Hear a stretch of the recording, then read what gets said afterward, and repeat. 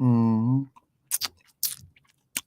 You got to get off. Let's look at that. You got to get off this train. You made your point.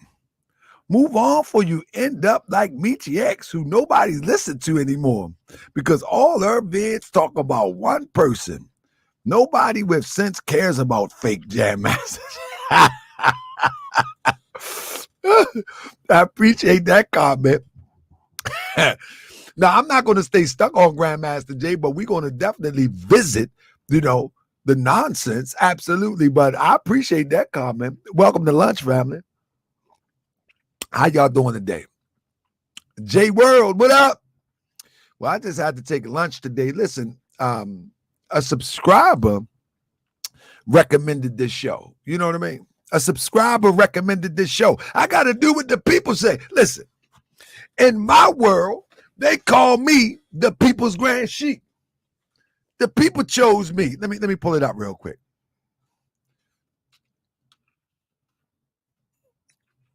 Let me pull it up. I'm the people's grand sheik. I got to do what the people say. You know what I'm saying? I got to do what the people say. The people chose me, family. Let me play this real quick. I'm the people's grand sheik. People's grand sheik. Is that me? Check, check, check. I know you really not my enemy. You just want to steal my energy. People's grand sheik. Let's start out. You acting like that slaveholder. And on the real, your heart seem a little. See if y'all hear that. I'm the people's grand sheik. I'm the people's grand sheik. The people's grand sheik. Yeah, man. I know you really not my enemy. You just want to steal my energy. You acting like that slaveholder. And on the real, your heart seem a little colder. I know you mad, I'm the man now. Talking all crazy, looking crazy, homie, stand down. Cause on the real, I will line them up. It looks bad when you don't know your time is up. See, I'm the people's grand sheik. See, the people chose me to represent love, truth, peace, freedom. Let's not forget the justice. And the balls from that scimitar, let that text fit for real. I'm the people's grand sheik. Peace and love, family. Welcome to another edition of Moorish TV. I'm the people's grand sheik. The people chose me, so right now, you can't speak. I gotta make sure y'all can hear it. I'm the people's grand sheik. Can y'all hear that? Let me make sure y'all can hear that, family. I don't want to be wasting your time, family. Y'all know listen, I just came in for lunch. I ate a vegan lunch and I was reading the comments. And a brother named Muhammad said to me, he said, listen, and I'm going to read it real quick. And I thought it made sense. It made really, really good sense what he said. Let me see if I can pull it up exactly what he said. And it made a lot of sense to me. And now I'm going to pull it up real quick. Let me see. It said, Muhammad said, let me turn this down. Muhammad said, Moorish TV, publicly invite Grandmaster Jay for discussion. If he can't answer your questions, what kind of fraudulent leader is he? Malcolm X or Khalid Muhammad would have a discussion publicly with their open enemies. Trust is earned, never given. Keep going hard. And that made a lot of sense to me. Like, in reality, let's have a civil conversation, if you will. Let me set my phone up right so I can see. Let's have a civil conversation.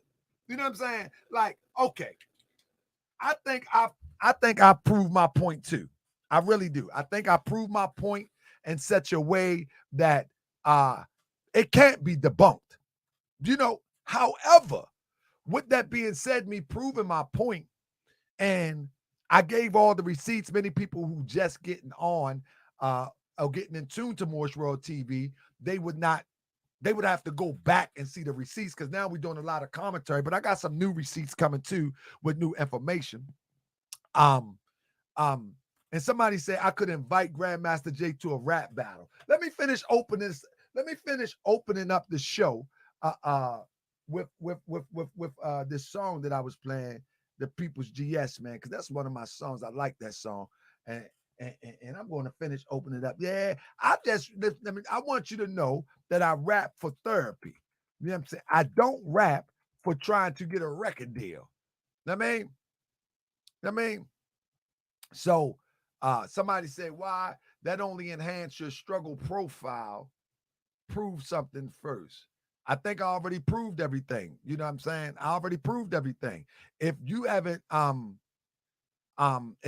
went back, DC say neither one of you rap. DC, you want to do a versus DC native? If you say no, I'm gonna block you off the channel. If you say no, I'm gonna block you off the channel. Do you want to do a versus? Huh, DC? DC native, let's do a versus right now. Come on.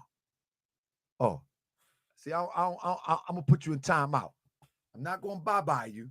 I'm gonna put you in timeout. One thing I don't rock with is people that say stuff, but they can't do nothing themselves. You know what I mean? Like when people say, well, what are you doing? Man, listen, I ain't gonna tell you everything I'm doing.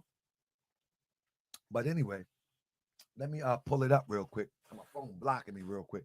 But let me pull it up. And let's see. So he's coming on for interview today or not? No, the thing is this. Red. I proved everything that I set forth to prove. What I proved is that he is a fraud. What I proved is that he's a fraud.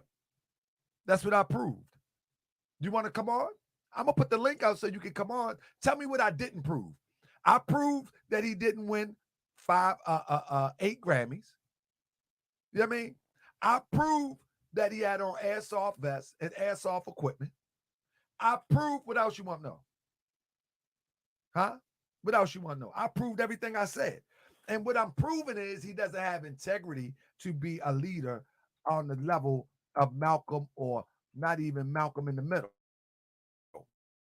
You know what I'm saying? But I mean, at this point, you can go and believe whatever you want. At this point, you can believe whatever you want. I'm going to still clown him. I'm going to clown him now. It's entertaining. It's entertaining now. I mean, but I'm going to go ahead and clown him now. You know what I'm saying? At this point, but here we go. Let's rock it out. The people's grand sheep. I'm the people's grand sheep. The people's grand sheep. Hey, let's open it up. I know you really not my enemy. You just want to steal my energy.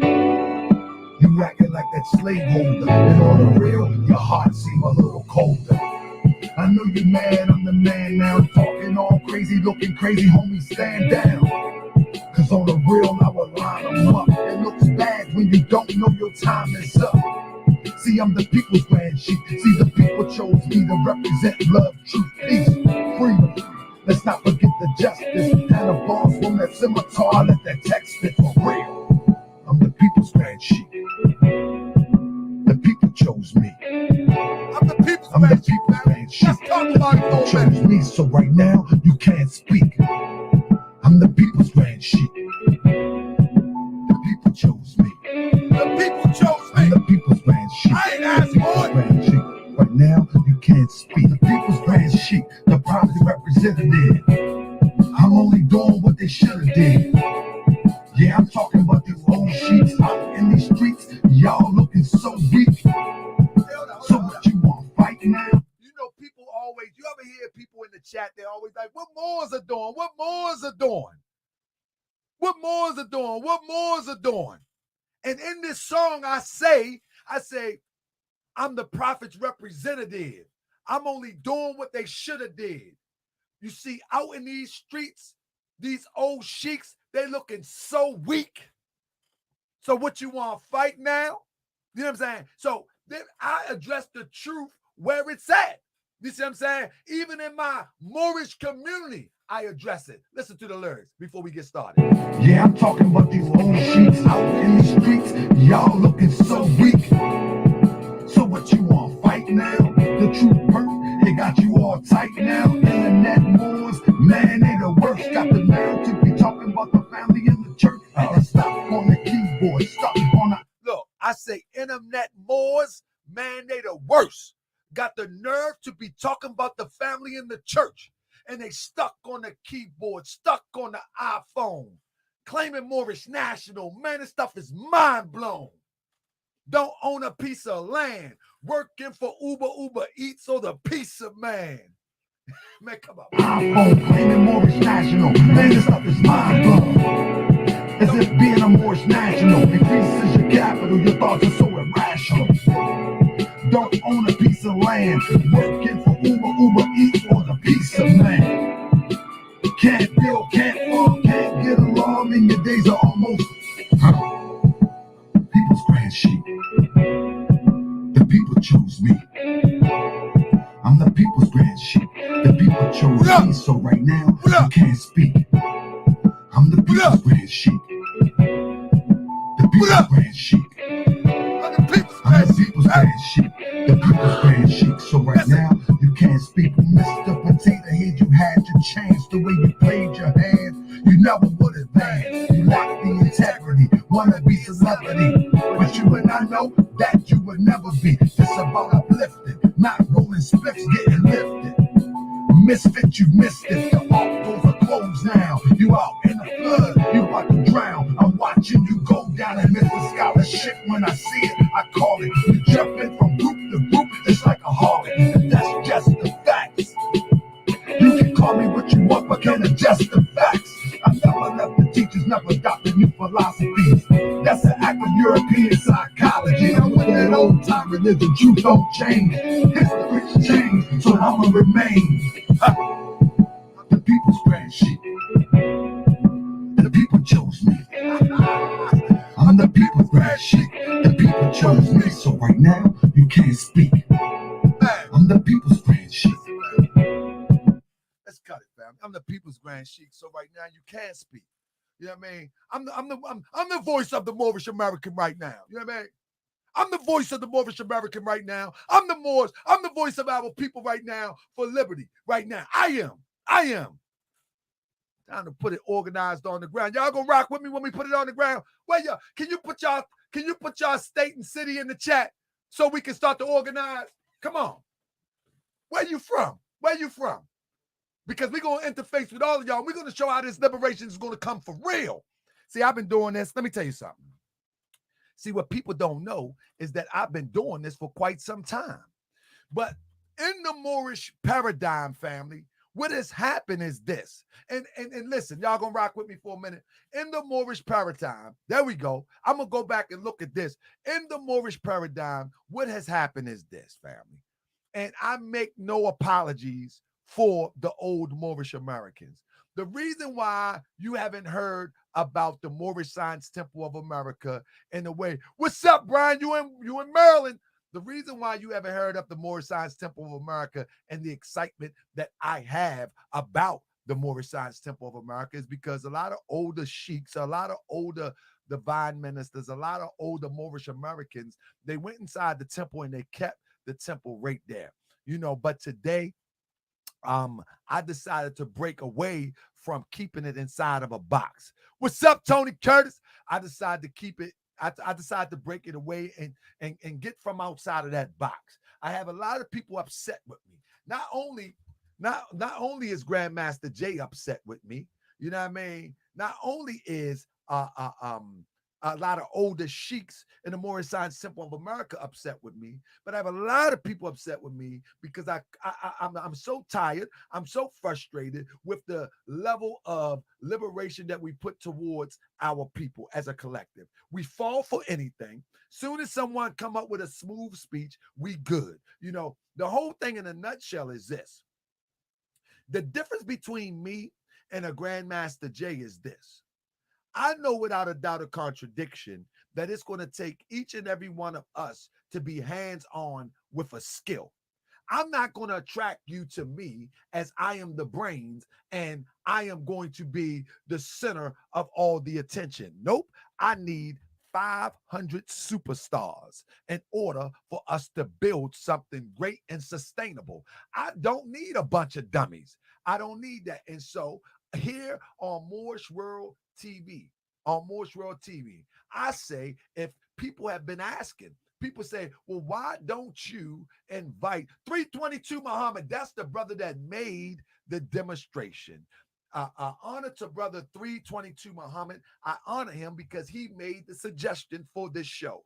And the suggestion was just bring him on. And you know what? I thought about that. I was like, that makes sense to me. That makes sense to me. Okay. I've offered him on before. You follow me? I offered him on before. And Grandmaster Jay actually wanted to talk in private. You follow me? And I was about to do it. But listen to me, family. Listen to me. I was about to have a conversation with him in private, maybe last month sometime. However, that's right, the Bronx BX. I was about to have him a conversation in him. I mean, in him. I was about BX in here. I was about to have a conversation in private in here. And interface through Zoom. I'm watching the words go up too. But I was about to have a conversation with him in private. But then I thought about it. I'm like, hold up. I actually do believe that this guy is some form of agent. I do believe that. Like, you're not going to change you're going to have to show me otherwise. You know what I'm saying? But that's what I believe. You don't have to believe it. And I'm not going to try to convince you any longer of that. Time will tell. You know what I'm saying? I do believe that. Now, do I believe is he some elaborate agent on the level that they used to send spies? Absolutely not. The brother makes too many errors. He's, you know what I mean? He's too clumsy. So no, not on that level. But the point that I'm making is I decided not to have a meeting with him in private. That I'm not really feeling the private meeting thing. I was going to do it, but I was like, nah. And I asked him, I said, well, no, let's do it live. And this was about a month ago. And Grandmaster Jay said, okay, we'll do it. And then he tried to hit me with the poked out chest thing. He say, email me and my people will get back to you. Man, bosses talk to bosses, man. If you claim to be a boss, you're going to deal with me now. Man, I ain't emailing nobody. You know what I mean? Nah, not me. You know what I mean?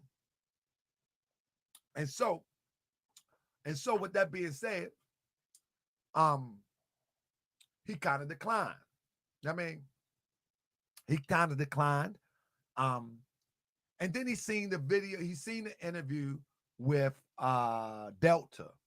Once he seen the video with Delta, he came back and said, you did a video with my open enemy, something like that, something to that effect. I don't know if he said those. I can pull it up, actually.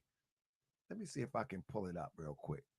But he said something to that effect. And I don't want to put words in his mouth. I don't want to put words in his mouth, but he said something to that effect that I did an interview with Delta, and he don't want, you know what I mean, to do an interview now. I was like, okay.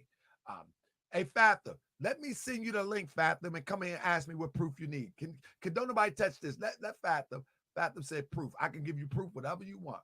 Only thing I can't give you proof is that he got a check from Trump.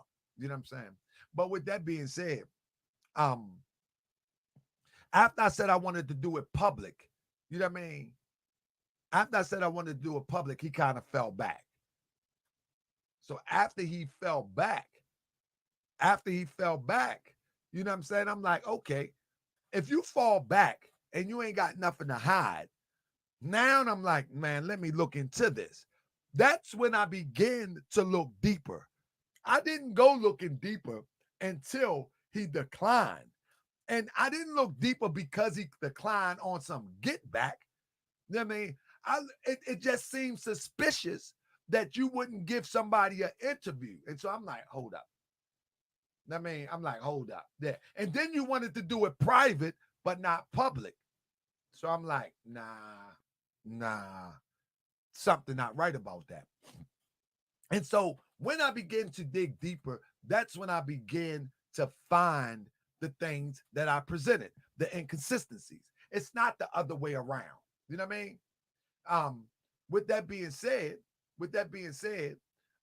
today on Moorish World TV, I officially invite Grandmaster Jay for an official interview. That way, we can clear the slate. We can clear the slate. We're not talking about a commercial. We're not talking about a horse and pony show. We're talking about a real interview. So the people can decide, is what I'm doing buffoonery, or what you're doing is buffoonery, or is it just a whole misunderstanding? That's what the interview is all about. The interview is all about to find out, am I being a buffoon towards you? Are you being a buffoon acting for the people? Or is this all a great misunderstanding? Do y'all think that's fair? Press 1 if you think that's fair. Press 1 if you think that's fair. Is that fair? I'm talking about no name calling. I won't use the term agent. I won't use the term fake. I won't use any term that would be of a lower vibration of derogatory. I will be utmost. Matter of fact, I'm gonna put my fez on so it can be a reminder to stay on point. I will treat him as a gentleman. I will treat him as a gentleman with the utmost respect. With the utmost respect. It will not be a show where I degrade him. I will not make I will not make assessments. I will only ask questions. You know what I'm saying? That is pertinent to the conversation. That's it. And the conversation is about the legitimacy of your representation of our people. That's it. Like, I think that's reasonable. Anybody want to join the chat and make a conversation? I would hope 322 Muhammad would hit that StreamYard link. You don't have to turn your camera on if you don't want to, but 322 Muhammad, I just put the StreamYard link in there. If you would come on and express what you said, because some people, I don't want, some of the people that move with NFAC would say, oh, you just thirsty. Like, no, I got other things to do. I say, but I really have to enlighten my people as to what's not real. I have to do that, and I'm compelled to do that. And what people don't understand is that this is social media. This is social media. And social media is a place where we socialize. You follow me? So we got Love Queen coming in. Hey, Brother B. Sis, peace and love. How you doing, sis? I'm doing good. All right. Now hold up. Hold up, sis. I got to say, hold up for a second, because I don't want no trouble. I don't know which side you on. No, I'm just playing. Brother B, you don't know what side I'm on? I'm just joking. Brother B, stop playing. So peace and love, sis. Where you calling from? I'm from South Carolina. Uh-oh. From the country, baby. So, sis, what do you think about this conversation, sis? I'm sorry, too, Brother B. I was in here doing my hair while I was listening to you. But, Brother B, I think he too cold. Man, he too cold already. He's too cold. Y'all don't worry about my hair, because I was doing it while Brother B sent the little invite for to join the chat. It's all good. Break it down for me. But, Brother B, listen, I think he too cold. He too cold, brother, to come on there. He too cold to come on there. We know too much about him. We already know he a fraud. We already know. I just think like he ain't gonna come on there because he know we gonna dig in his ass. He know we gonna ask all those questions. He know we gonna get to the bottom of everything, and he ain't gonna be able to hide. But sis, I gotta ask you this. Were you aware when he came to South Carolina claiming to be Black Lives Matter official? Definitely not. I know he was a fraud. Was you there? No. But you heard about it? I did. Do you know everybody in that community of Charleston What part of South Carolina are you from? I'm from Columbia. So in Charleston, not too far from there, right? Right. That's probably like 2 hours. Yeah, but for Charleston, the residents of Charleston was like, who is this guy? That's what I'm saying. Nobody even know that he was coming. That's how nobody even know that he was down here. And like, that's why we was like, who? That's why nobody was no big turnout talking about it, because nobody even know who he was. Yeah, this is crazy. This is crazy. But sis, what do you think is the most obvious fraudulent part about what he's been representing? Because this will be one of the questions that I just feel so bad for our people. It ain't about what he's doing. I just feel bad that our people are falling behind him and don't even know what he's capable of. You know what I'm saying? I feel as though like everybody ain't woke, you know what I'm saying, to what he's capable of, and COINTELPRO and how they approach us, that like they so, you know, falling so blind. So it's like, I just really feel bad for the people who follow him blindly and not know what his motives are. And another thing is, I don't like when he be trying to send our people out there and get us hurt. You know what I'm saying? Then leave. My biggest thing that I hate, he start the fires and run. Starting little fires everywhere, every city and state, and be gone when the real police come and hurt our people. They gone. They just come there, take their pictures, and they leave. You know what I'm saying? Putting our people in danger. That's one of the biggest things that I don't like about, like, you start little fires, then you gone. You come there to take pictures, bro, then you gone. Like, no, we don't need that. Yeah, sis, my thing is about Grandmaster Jay is this. I think it's to the point of what you said, and many people are like, why you keep doing the videos? Okay, we get the point. But you know what? It's my platform is not big as some of these other platforms. Let's be honest. Some people are just becoming aware of this the moment that they Moorish TV come across their screen. And many people say, well, prove something. They don't even know that I've already done proved it because it's new to them. And and they haven't been following along or keeping up. You know what I'm saying? So if I would stop now, right? It would be a disservice for those who are still in the dark. Because I got more receipts. And not only that, he trying to recruit people worldwide. Like, you really trying to get our people killed. You going worldwide trying to recruit people. Like, is you crazy? You know what I'm saying? Like, he's going international. That's so scary to me, man. It's really scary.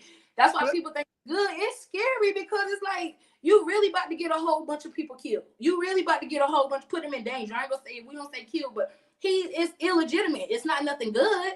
But and you know, I feel as though like he follows the trends. So now, you know what I'm saying, we talking about getting land on the business and stuff. Now you talking about you getting land.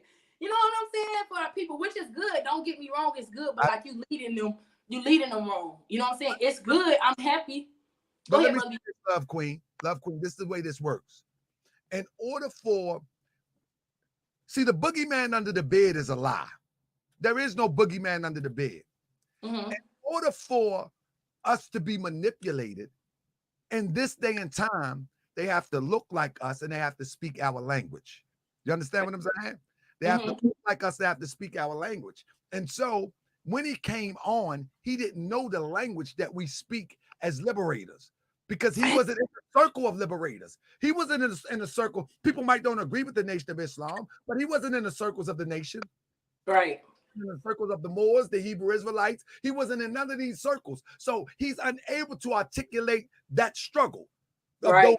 That's what I was going to say. He don't got the struggle. So he was freestyle. He don't got the struggle.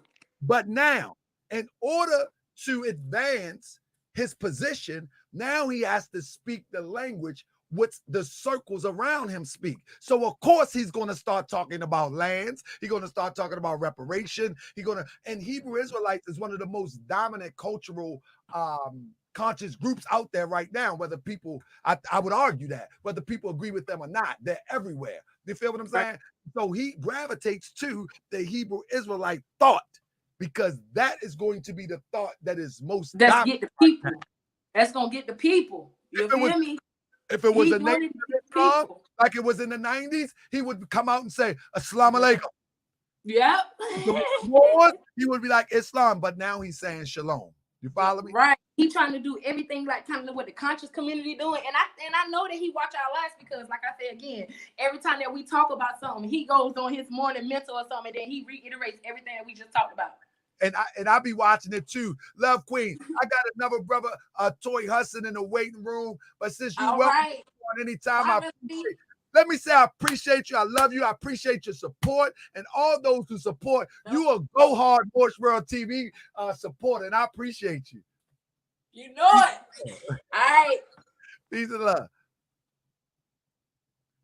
With that being said, we got another guest in the building. We got Tory Hudson in the building. How you doing, brother? Where you calling from? Hey, I'm coming from Florida. You know, I want to thank you for the thing you're doing, man. People up to this, man. When I choppy. I can understand you, but you're a little bit choppy, but you can keep on going. Okay. Can you hear me now? Yep, Am I better? Well, I can hear you well. Man, I just want to thank you, man. You've been a blessing to me, brother. I thank you, man, for opening my eyes to a few things about this cat. I was proceeding with caution, and then you posted a lot of stuff about him, and I'm like, you know what? This stuff don't add up, man. It just don't add up. And I just wanted to say that my take on this dude is I really do think that he might be being used to gather a database of these black extremists. What do they call them? A black extremist that the Homeland Security. Yeah, black identity. Yeah, black identity extremists. So that, you know, when they get ready to kick doors in, they already got a list. They already got a profile of the people that they want to arrest.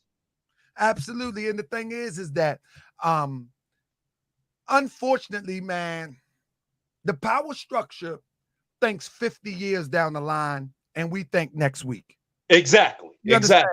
And this is the sad part about our people and our wake up. We so excited. It's like for a brother to meet a beautiful woman. He's so excited when he meet her in the club, but then after a week, he found out, man, what I got myself into. You know what I'm saying? And so they just stick with it, and they be in a bad relationship for the time, for years sometime. And the sister do the same thing. They stay in that abusive relationship. You know what I mean? Because, hey, I'm stuck. This is the same thing that happens with our liberation. Exactly. I found it. The same thing with our liberation. We see the imagery of resistance. We see the guns. We see the black. We see the strong brother and the group of strong brothers. They're marching. But little do we know that once the show is over, these people are weak. They're really confused, and they don't know which way to go. It's kind of like the show looks like the Wizard of Oz. The wizard looks big on the megaphone, but when you pull the curtain back, it's a little midget. They don't have no plan. He's freestyling every step of the way. And those who are following him don't even catch how he keeps on changing the plan and changing the plan. That means he never came with a plan to begin with. Exactly. Somebody I'll turn you on to come on to your show is Victor Houston, member of the original Black Party, and he wants to connect with you. Brother, send him my email. Send him my email. He definitely can come on. I also got a sister out of Texas that I'll be having on from the new Black Panther Party. I think her name is Khalid Muhammad, if I'm not mistaken. I'll be talking to her to set up that interview. But that's what it is, brother. We are in a abusive relationship with liberation. Like we are. I can tell you what.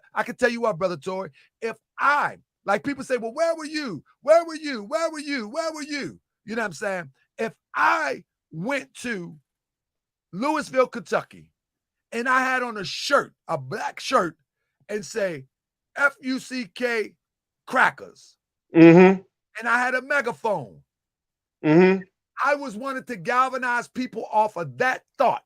Because we're so emotional, I would have people signing up by the dozen. You would. Because we emotional. They don't care if I got a plan. They don't care if I know the details of the circumstances surrounding Breonna Taylor. All they know is I'm saying, up the cracker. And they ready to roll. You know what I'm saying? And that's what Grandmaster Jay did. He came in and said, all eyes on Bree. He don't know nothing about the circumstances of the case. He never said anything about the circumstances of the case. Because if I was out there, I would point out how corrupt these police were that shouldn't even been on any case. Matter of fact, they shouldn't even been on the job. Exactly. You know what I mean? Exactly. And I just have something else. I want to, don't you think that? Oh, you breaking up, brother? So Tori, his stream dropped. He can always get back on though, but you had to might is right, choose power. With that being said, I'm gonna bring Tori back on in a minute. Let's get this other brother. I'll bring Tori back on. I got 322 Muhammad. Let me first say salam alaikum to my brother. I appreciate you, bro. Your advice was What's going on, brother? Brother, I'm doing well. Your advice was taken because let me tell you something. I'm a man of truth. I don't care what anybody says. I'm a man of truth. And if you give me some truth, my principle is to yield to it. Even if the public don't know that I yield to it, I in my soul must yield to the truth. You see what I'm saying? So with that being said, when you made the statement that you made, you follow me? I'm like, man, I got to do this now while it's on my heart. And so I appreciate you, brother. You're a man of integrity. You're honest, brother. And like you said, man, your comments showed me that you had no picks. All you want to do is get to the truth of the matter. So, brother, the floor is yours. How you doing? Yeah, first of all, I'd like to say, you know, there's a lot of different entities that's out here, a lot of different operations that's going on. If anyone want to look up 35 Foxtrot, which is F, you'll see that's a psychological operations part of the military. So it's a couple of things he said that triggered my interest. And a lot of things he said is a lie, especially about that weapon. And due to the fact that a person's wearing insignia and different medals and things that's not acquired, which is stolen valor, questions a person's integrity. Yes, brother. Okay? So if you're going to lie on your basic principles of what you're building upon, what you keep selling military and expert shooters, no, it's called expert marksman, first and foremost. You never say ex-military unless you've been dishonorably discharged. It's former military. Because I'm 11 Charlie Mortimer, first and foremost. But yes, sir. It's a lot of things that I see that, you know, far as what people of the craft, your compass and squares and other circles of people that he's been giving me signs on. And I try to go a little further with certain things. Some things I ain't gonna say online, but the person said something that I was like, wait a minute, that ain't right. How would you know certain things unless you're working for the very people? Oh man, his live, he's driving right now, so his live is in and out. But that was a basically, if I could finish his sentence, you know what I mean? How would he know certain things without working for them certain people? So we got Tori back in the building, his live drop. They trying to get this live drop, family. I ask everybody share this and thumbs up as much as possible, family. Thumbs up. You know, this is how we get this thing flowing. You know, get people awake on this topic. But brother Tori, what was you saying? You got cut off mid-sentence. Yeah, well, you know, I just wanted to say that to the trained eye. See, I know I look at this guy, I look at the colors that he wears. He wears the Masonic black and white all the time. Just like the brother just said, he was wearing stolen valor. He wears these different things. He says that he's a preacher. He says he says that he's an ex-minister. And then he calls the Bible a slave master's Bible and all that other stuff. He's really basically all over. And to the trained eye, you know, you can see this guy right here is a fraud. He's a straight fraud. I mean, you know, this is just he exposes himself just like the brother in the semi said. You know, it's former military, not ex-military. He exposes himself when he talks. So the only thing you have to do is just let people show you who they are. But it's just unfortunate that a lot of our people aren't educated in being able to decipher these wolves in sheep clothing. And like you said, don't you think that our oppressors know that if you put kill Cracker, if he put a black person out there, kill Cracker, don't you think our oppressors know that we are an emotional people and we will any black person that they look at example of that. Barack Obama, he even raised by black, and you got elected president crying out, fainting and all.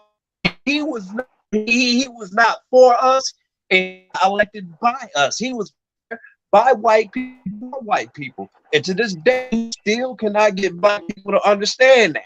I mean, we need to be careful of these people who fall out of the sky. Like you said, Grandmaster Jay, he just fell out of the sky. I never heard of this cat. I'm 50 years old. I never heard of this cat. You're right. Exactly. You're right. Hey, check this out. Real quick, Brother Muhammad, because somebody asked me a question and they said to me, and your podcast, how are you judging? Family, I don't judge. I don't have the power to judge in the sense that you're talking. I'm judging so we can make a responsible decision, but I'm not condemning because I don't have that power. I'm only judging so we can make you judge your friends. You know what I mean? Should I hang with this one or shouldn't I? Should I get this job? You're making a judgment call. We're making a judgment call so people can make a right decision with the evidence presented. Secondly, people ask, well, why wasn't I out there? Well, I'm really not a protester. If you telling me you bringing guns to protest, I don't see the significance. You might as well just keep a sign because right. He was protesting. Right. He was only protesting. He was not there to resist. See, there's a difference between you're absolutely right. And protesting. He was there to protest, and he even tell you. And see, we're so slow as a people that's so thirsty that we're not even paying attention to the wordplay. He says that we are protesting and we have a right to protest and we have a right to bear arms by the Second Amendment. So he's only there to protest and not to resist. Exactly. I want to say something on that. Go ahead. Let me think about this, people. A formation or demonstration is not revolution. Okay? You doing a formation today, right? Somebody's getting killed tomorrow. Huh? That's not addressing the power. The power is further up. You fighting pawns on the board. He keep talking about this is chess, not checkers. But before it was called chess, that the Europeans stole from our Kemites, it was called Senet, a religious game, a spiritual game, first and foremost. So you got to use your intellect. Don't let your emotions get you in something that you physically can't get yourself on. Ain't nobody trained. You just people with guns showing up, but you ain't doing nothing. Right. And what we know in the streets, especially the military, you don't pull out a gun to someone if you ain't going to intend using it, first and foremost. So you ain't there to start a war. What the war? Yeah. Huh? Hey, brother. That's so one of the to address points. Real power, I'll just say, you're not going to get justice in a corrupt system. What you can have is equality. So if someone hits you, you hit them back. Everybody is a leader. You're a leader of your family, your significant other, your children. It's your responsibility to defend yourself. It's your responsibility to ensure your community is safe. You know, name that one white man that speaks for the race of white people. I just see you need to have a black man speak for you. One of the principles of being a man is that you speak for yourself, first and foremost. Huh? Right. You your own leader. Everybody's their own leader, whether they like it or not. Okay? From your universal creator, been bestowed upon you. You can either choose to be a righteous leader or a degenerate leader. You see, you can sit down and watch all this stuff happen, or you can stand up and do something. Everybody can do something. You don't need somebody to tell you or convince you to defend yourself. Even animals know self-preservation. This should be already inherited in yourself, in your essence. So when you see these things happen in the street, if you love your image, meaning you love yourself, you will see George is you. You will see Fidel Castillo is you. You would see yourself in all these tragedies happening because it is you. It's the image. They're not killing us because we're Christians, Moors, or Muslims. They're killing us because we're black, first and foremost. So that should be the unification for the black nation. Forget your religion. Let's just get on self-preservation. Period. Yes. And that's where we should be. We don't need these agents and these private securities for Trump to infiltrate us, to get us in a situation that you're not prepared for. Because in the military, and now I've been on that side, they prepared a plan called the King Alfred plan, and many to Rex 84 plan. Rex 84. And we're right now at that point where your military's behind you and protesters, but they're not there just for the protests. They there because they gutting out these Walmarts and other places with DHS because they plan to put you up in there. You read that King Alfred plan, they said for the immediate detainment of 12.5 million Negroes in the time of civil unrest. Welcome, you already here. They just looking for the reason. Period. So if you ain't prepared to go to war and fight right now, then you need to be going another route. You need to be fortifying your house, preparing for food shortages. And if someone attacks you in defense of your family and friends, then that's what you handle your business. But that's for everybody. It just ain't for people, legal gun owners. That's for everybody. It's your God-given right to protection and self-preservation. Exactly. That's all I see on that. 100. Period. I'm more sick of these fraudulent so-called leaders, and we all know that they compass and squares behind the scene. Amen. You know? Amen, brother. Amen, brother. All these different fraudulent leaders. You're and you know you working behind the scenes. See, brothers, like I know we don't want to be online with a lot of stuff. We work behind lines. Hey, brother, Brother Muhammad, let me tell you something. What's that? When I started to do this research on Grandmaster Jay, I reached out to another Moorish brother. And let me tell people something real quick. Give me a second. All Moorish brothers are not the same. We don't believe in that garbage online about paperwork. So y'all need to stop that too. That's goofy. Ain't nobody into that dumb stuff. But the point that I'm making is I reached out to another Moorish brother, and I say his name. His name is Brother Talik El out of New Jersey. And I say, brother, when I first seen Grandmaster, I say, brother, something don't feel right about this brother. I say, what do you think? And the first thing he said to me, that I think he's a clout chaser. This is the first time we seen him on the Ahmaud Arbery march. He said, I think he's a clout chaser. I said, nah, it might be a little bit more to him. And I said, man, I'm about to do a review on him. And he was like, man, be careful because he might be real. And then like a week in, I started noticing he started going live a lot. You see what I'm saying? Trying to gain momentum about building this NFAC because there was none before. He started going live a lot. And then I reached back out to my Moorish brother. I said, nah, brother, this guy is on a move. He's about to move on something. And I guarantee you that he's going to have people moving like sheep. And little do you know, within a month, he had corralled them in the pen. And they was ready to move. And I say, there it is. And then before I did the first presentation, I reached out to him. And asked him when he grabbed the interview, and I kept it a buck concerning his legitimacy as a leader in our community. And the reason why, and I close with this, and the reason why is because although many people on this platform today don't know of me, but I can tell you who do know of me. Dr. Wesley Muhammad know of me. I have his phone, but in my phone. Why? Because we're in the same struggle. Nori Muhammad know of me. Malik Zulu Shabazz know of me. Who else in the struggle?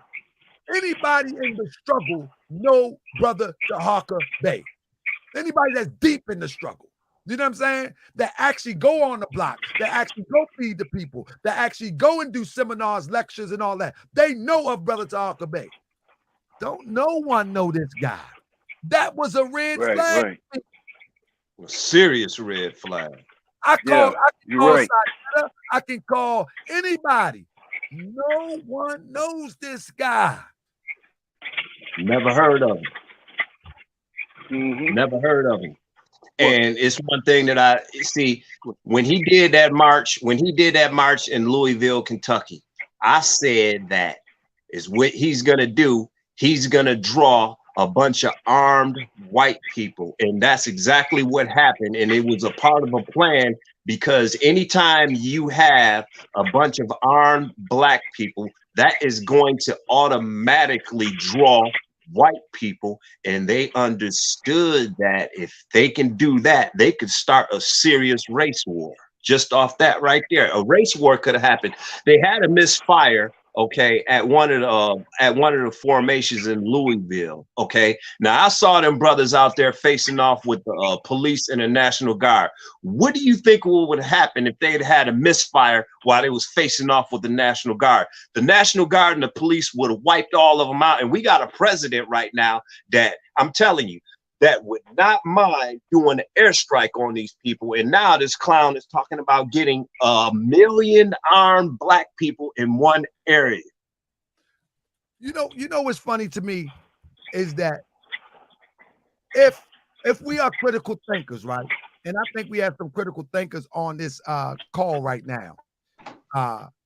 If we are critical thinkers, we understand the military firepower that the United States possess. No one can deny it. The greatest on the planet. The most sophisticated military on the planet. We already know that. Your little 200 men marching behind the gate, your 1 million men marching is not equipped. No. So there has to be an alternative. Instead of finding the wise alternative for resistance and liberation, we choose the most obvious, but the most obvious is not the most practical.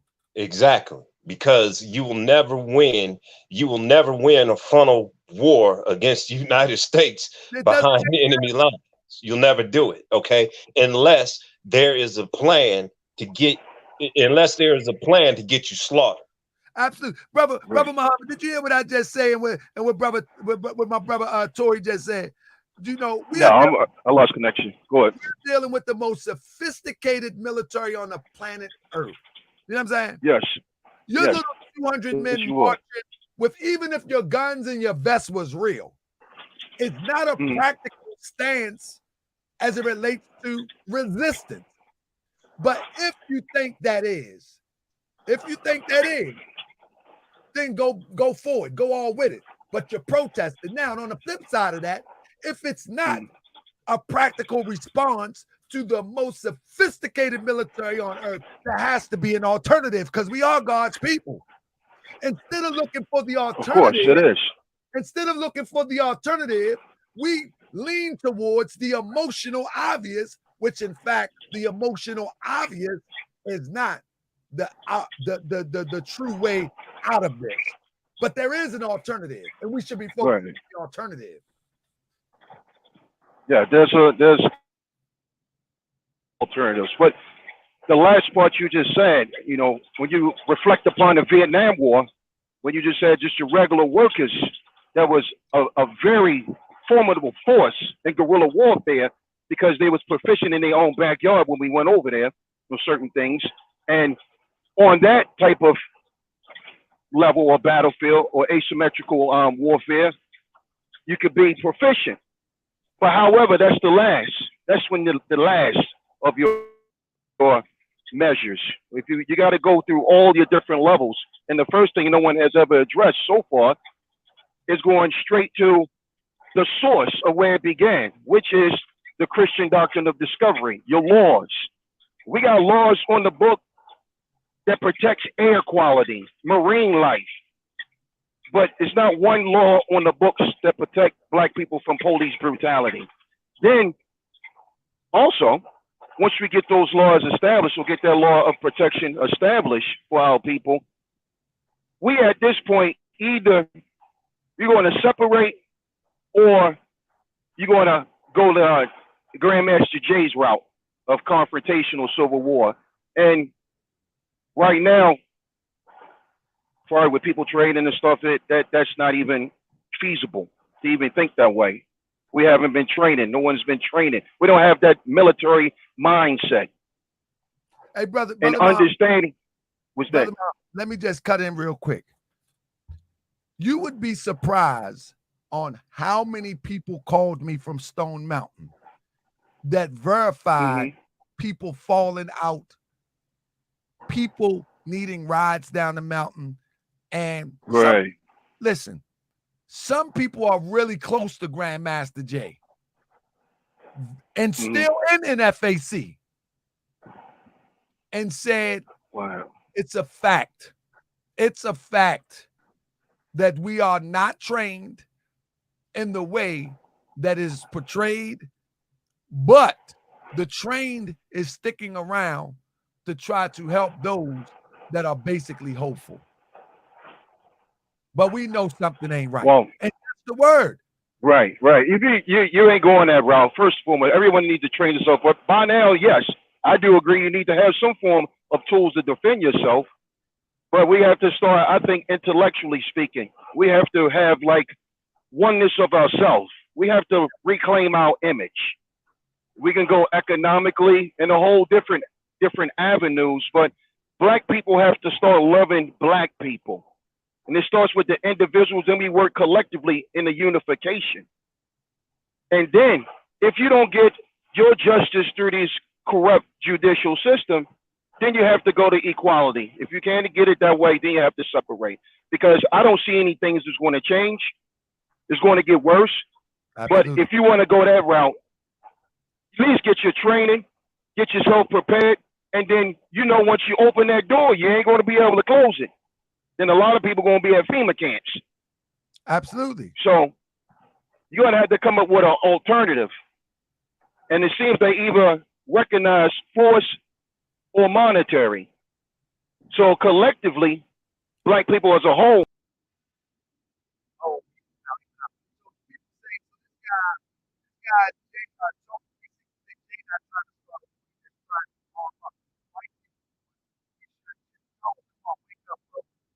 Tone, arm up is saying that you're ready to go to war. So this, I'll let you finish, brother, but I was just reading a comment. Tone 360 say Jay is not trying to start a war. He's just trying to arm up. White people do it. We should too. Listen to you. Yes, listen to you. Go ahead. In the military aspect, you don't, unless you're prepared to use force, that's what I was you don't show that type of deadly force unless you're prepared to use it. So actually, they perceive that as a threat. Absolutely. So for the ones who are not prepared, you're going to get the backlash. So I would suggest that everyone get training, watch yourselves, and then have racial awareness wherever you go. Because we now of this divided states where they're going to start looking at you as enemy combatants and trying to put you in an alphabet category so they can put you up in the lynching camp. So the one thing people need to do is, first and foremost, if we're going to make any type of moves or anything, then we collectively have to move as one people, period. And by now, seeing all these cases, Brother Muhammad, real quick, hold that thought real quick. It just hit me real quick, and people get on me for cutting people off. They're going to put it in the chat, but I just get excited about this conversation. Do we know that the United States what they go through to hide their new war weapon technology? What they go through to hide the new airplanes, the new guns, the new this, that, and the other, because they don't want people to know exactly their firepower. The lift that they go through in the desert of Nevada, which they call Area 50, whatever.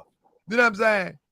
The lift that they go through. And you mean tell me that we buy a few guns from a gun shop and now we got to showcase them at a march with a protest and say, look what I got. Y'all want to fight me? Then let's fight. That doesn't make sense.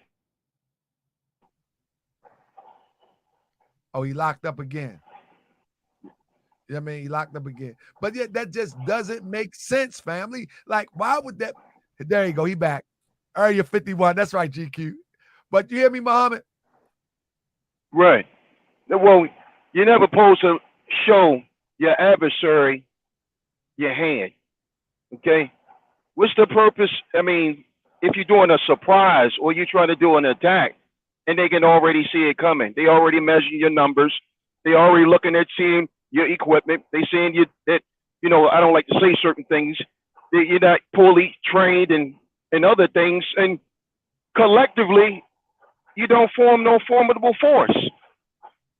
So unless you're prepared to use force and with the training, then that's totally different. That's after all dialogue is off the table, okay? And you're just ready to use force. But I understand that some people think, well, if you show force, that can intimidate them to do the right thing. No, it does not. That incites them to come harder at you, where there's going to be more and more incidents because you have those people that's on that left. They want the Civil War. They want to indiscriminately shoot and kill black people. They looking for the reason. You see, collectively. Let me chime in. The thing is not to have a militia. The thing is to have a responsible militia or responsible security force. That's the thing. It's not saying don't have a militia. That's not my argument. I'm not saying throw out the baby with the bathwater. I'm just saying get rid of the baby, Grandmaster Jay, because his integrity and his word has no credibility and his intentions is shot. And if you're going to have a militia, stick to basic militia principles. In other words, make sure that your community is safe. You don't need to show up at a march. And if you do show up at a march, show up in your militia regalia and just march. Don't send threats out like you're going to burn a city down and then come back and say, well, you know, that was a metaphor. I mean, don't say, you know, we're not talking to no police. We're not talking to the judge. We're not doing nothing. And then come on another interview and go talk to judges and this, that, and the third. You just protect your city. Make sure your community has food, water, protect the water, protect the food, the gardens and people's yards, and make sure there's no infiltrators coming in. And if you want to march, then march. But don't go to the march acting like you're ready for war because you're bluffing. Correct. You're right. You're absolutely correct. At this particular time in this climate, you know, we at that edge. So unless you're ready to push that edge over, you got to think about the other people. Now, you doing what you're doing, but you got the people back home watching this live stream on the internet who ain't military trained, who have the weapon, who ain't going to be able to do no form of defense. Now, if everyone collectively have the same type of ideology when you move, that's something different. But we all over the place, and being more responsible as a leader, that you would say responsible things. And if you're going down to like Kentucky, like you went down there, and you're going for the purpose of those police officers and the district attorney, then you should be addressing them specifically. Oh man, bro. That should be your point of interest. Not to go there and try to fight the Klan. The Klan been here the whole time. They just ain't come last week. You had plenty of opportunities to fight the Klan when he was mixing tapes. Oh my goodness, brother. To address the issue right now, address the issues. If you want to hold them, then you go and you see them. Pull up on them. But if you're trying to fight everybody, man, you got to have a better logistics and training, or you're going to get people, innocent people, injured. And like you said, with no liability, their family ain't going to have nothing. They're just going to have the death of their spouse or husband, and then we're going to be all over at square one again. And no traction, nowhere.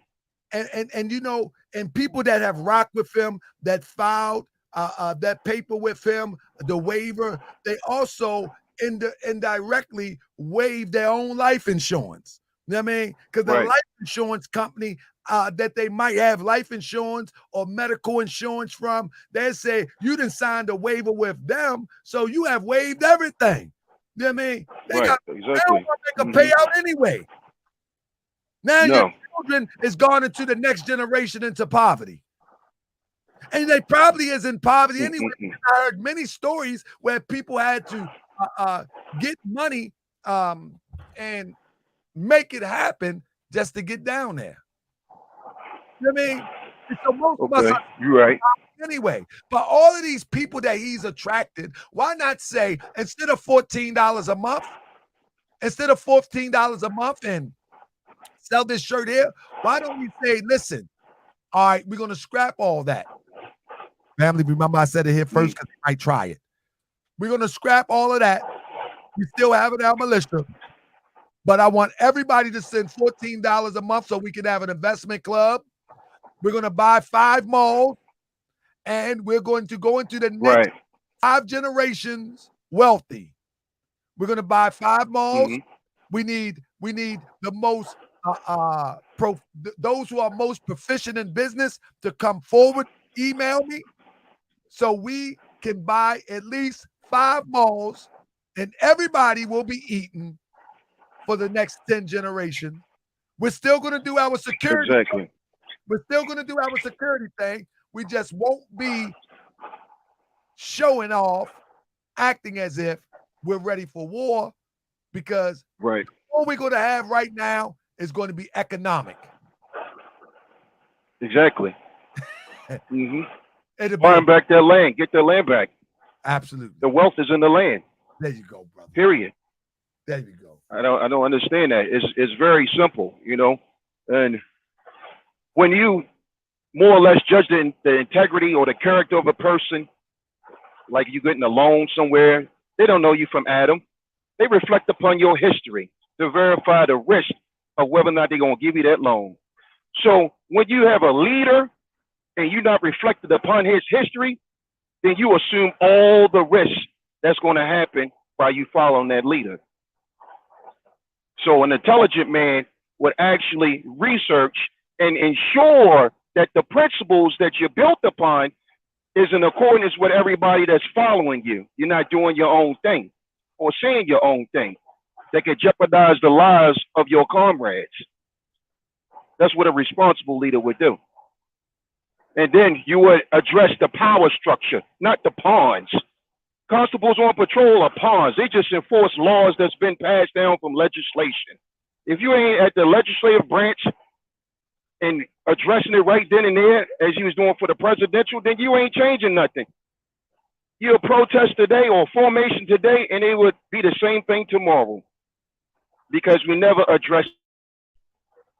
And that's the thing. And I don't know, Brother Muhammad, this is what I've been pushing on the platform, is that the main problem that we should be addressing, without a doubt or contradiction, is the numbers putting pressure on, in this situation with Breonna Taylor, putting pressure on. The numbers should reflect the pressure put on whoever signed that warrant.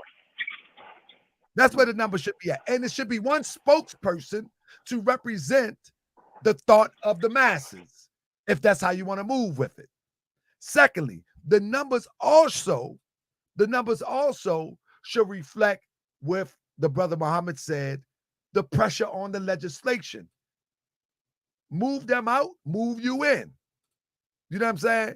Now, when I said that you can get 10 malls into the next generation, it doesn't necessarily have to be malls. It doesn't necessarily have to be malls. The point that I'm making is we need to get in tune with economic warfare. If we can get in tune with economic warfare, I'm telling you, everything else will fall in place. Believe me, if we, let me show you how economic warfare can work overnight. If you had Jay-Z, Kanye West, Oprah Winfrey, Dr. Dre, P. Diddy, all of them just said, you know what? We're going to take 10 years. We're going to take half of our wealth, and we're going to develop the most elaborate country, symbolizing the utopia that we all have thought of and that we fantasize about in Wakanda, that the brother Akon is working on with Europeans. What you don't understand is that that thing that Akon is working on is invested by Silicon Valley, and they own it. So don't think that's freedom. Don't think that's freedom. Now, with them coming together like that, Economically, it's a wrap. And I can give you an example. When the European Jew was awarded that parcel of land in the Gaza Strip, they was awarded that land because they could fulfill an economic obligation to repay those who supported them. Also, it was strategic for the power structure. But the most important thing is that the power structure can get a return on their investment. So if our people would be able to put our finance and our talents together, everybody, we are the talent of America and in the world. If we put our talents together, we will get a return on our investments. And it'll be a done deal. It'll be a done deal. Ain't nobody attacking China, because if China gets attacked, the economic structure would collapse. Let's keep it a buck. Correct. It would collapse. So economic warfare is always better than gun warfare. And history proves that. Every time somebody goes to war, it's always about economics. It's always about the money. Always about the money. Right. So if anybody promotes, but the first phase is the war is sanctions. Right. That's right. If anybody talking guns, talking this crack of this crack of that, racial this and racial that, you got to be aware of that. Get to the bag. Ain't that what they say in the streets? Y'all young boys messing up the bag. Y'all messing up the bag. You know what I mean? Brother Muhammad, we got to get to the bag, family, and that's just what it is. I dislike when someone has an idea, but won't nobody put forth and knock someone else who's not doing it. Brother, Tone 360, come on the show. The brother has no integrity, Tone 360. You have to deal with it. So, hey, Brother Muhammad, what do you have to say about those who still saying that, man, why y'all knocking him, man? At least he's doing something. Any comment to that? Well, first and foremost, what you're doing is that you're getting to the source or the root of what he's built upon. Meaning, what is your mission? What's your end game? What are you trying to do? What is the purpose? And so, if we all going around with no purpose, no directive, then the mission is failed. It has to be a clear objective of what's need to be done. And if you ain't doing that by guns, then you need to be going on the other end in policies or in finance. You're only in that particular or compartment if you are going to apply that. Meaning, if we are out there with guns, that means we're going to use them. 100. He went back out. And so that's it at the end of the day, family. I mean, that's it at the end of the day, family. I offer the brother. There you go, brother. You can carry on. This is my last one. Okay, but what I'm saying is, in closing, is that we need to use our intelligence and understanding that there's many different aspects of war. Okay, you have psychological, you have biological, you have chemical, technological, but the last thing you apply is a physical. You can't go physical until you do all the other applications, and then everything will fall in your favor. Okay, we have not even hit the economical. You still got people that's financing their own enslavement and imagery that you call entertainment. All this derogatory imagery about people that fit this narrative. All these people that you said that have money that's not doing anything to change the circumstances in our community. So we need not to be financing these type of people. If it's not black-owned businesses or something to uplift black people, then you shouldn't be a part of it. Put your black dollars back in our people. Reinvest in our people. Uplift our own people. Because there's no one going to save us but us. Once we realize that, and understanding my parable is, I don't believe the white Jesus came down to save man. I believe that the black man will stand up like a God and save himself. I still believe in the black man, even though he don't believe in himself. Each and every one of us has the ability to change his circumstances and not seeing what we seeing on TV with all this police brutality. Like Khalid Muhammad stated, it's not going to stop until you step to these people, okay? Until you address the problem. And the problem is not you going into the voting booth. You have to go past that. The problem is the people sitting back that you don't even see, that own these news medias, that are actually the architects of everything, including Black Lives Matter. That's actually financed by George Soros. And then you have Antifa elements in there. But everybody using black people as cannon fire for their own private agenda. We need to have an agenda as black people, period. Brother Muhammad, man, I appreciate you, brother, because you echoing what I'm saying. Okay. When I look deep into the Breonna Taylor situation and all the responses, everybody gained some sort of notoriety, and we didn't get no resolution for Breonna Taylor. Right. Black Lives Matter. I thought that was the whole purpose. Black Lives Matter gained notoriety for Trayvon Martin, but his killers still walk around today. Remember, right. Black Lives Matter came out the Trayvon Martin demonstration. You know what I'm saying? Exactly. So what point is Black Lives Matter to go on and so-called black celebrities investing all this money if they didn't even secure the bag with the first demonstration that they initiated from? That doesn't make sense. Right. Like, we got to wake up. And I'm not bragging on Black Lives Matter. I'm just saying common sense. If Black Lives Matter was born out of Trayvon Martin getting murdered, and his killer still walk around today, what's the purpose of Black Lives Matter? His killer's still walking around.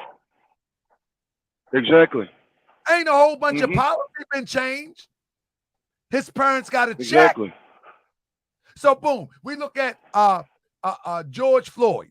You know, Black Lives Matter, they gained more momentum from that in other cases. You follow me? But we look at George Floyd, we don't see too much change coming out of that. So what's the purpose of Black Lives Matter? We look at Breonna Taylor. There's a strong chance, strong possibility that these cops might not be charged. You know what I'm saying? There's a possibility. Right. But out of this, Black Lives Matter has been funded even more. We got one villain and one superhero out of it. Grandmaster Jay is a villain to the Europeans, and the European Angry Viking is the superhero to the Europeans. And then you flip it. The Angry Viking is the villain to the so-called black people, and then Grandmaster Jay is the hero to us. Like they just playing the game with people's lives and the death. And then they want to convict Sister Breonna Taylor from the grave. And we sitting up there, all eyes on Bree. And they're sitting up there trying to convict her from the grave. Exactly. You need to be talking to the people that's trying to convict her from the grave. Those are the ones you should be on the doorstep. You shouldn't be marching up against no fits at the Kentucky Derby. Actuality, it should be going to the actual Capitol, going to legislature, going to the House of Congress. That's where you need to start, right there, and put it on the books. Come up with a police accountability bill. Make them responsible for their actions. Don't try to either vicarious liability because of policies. No, you hold the individual accountable. And then if they, as far as with licenses, everybody has to have a license. Professional has to have a license. So police should have a license as well, period. And under the review board. But what you saying, I agree with. But what I'm saying as well is that we need the things on the books. Once we got a directive and you have a law on the books or proposed law or proposed bill, then we can move in a different direction. So if you don't get the resolve, then you have the final resolution. But you can't come with the final resolution before we even get a solution in the first place. Absolutely. Everybody's not on the same page. Absolutely, man. And it's time for people to actually put your mouth to power. And since you wanted to use the president nominee, then you should already know this. You ain't going to change the government if you ain't changing policy. You don't need a vote for that. You need to introduce the bill and put it on the books. There you go. Then you hold them accountable. Absolutely. Absolutely, brother. And that's the sad thing. You know, we get so emotionally charged, but due to your recommendation, brother, I think your recommendation was the strongest that I've heard. Yes, it's the only way. Like I said before, all of our great leaders spoke with adversaries or people who didn't agree. So any great leader knows that everyone's not going to agree with your directives, or you have people that oppose you.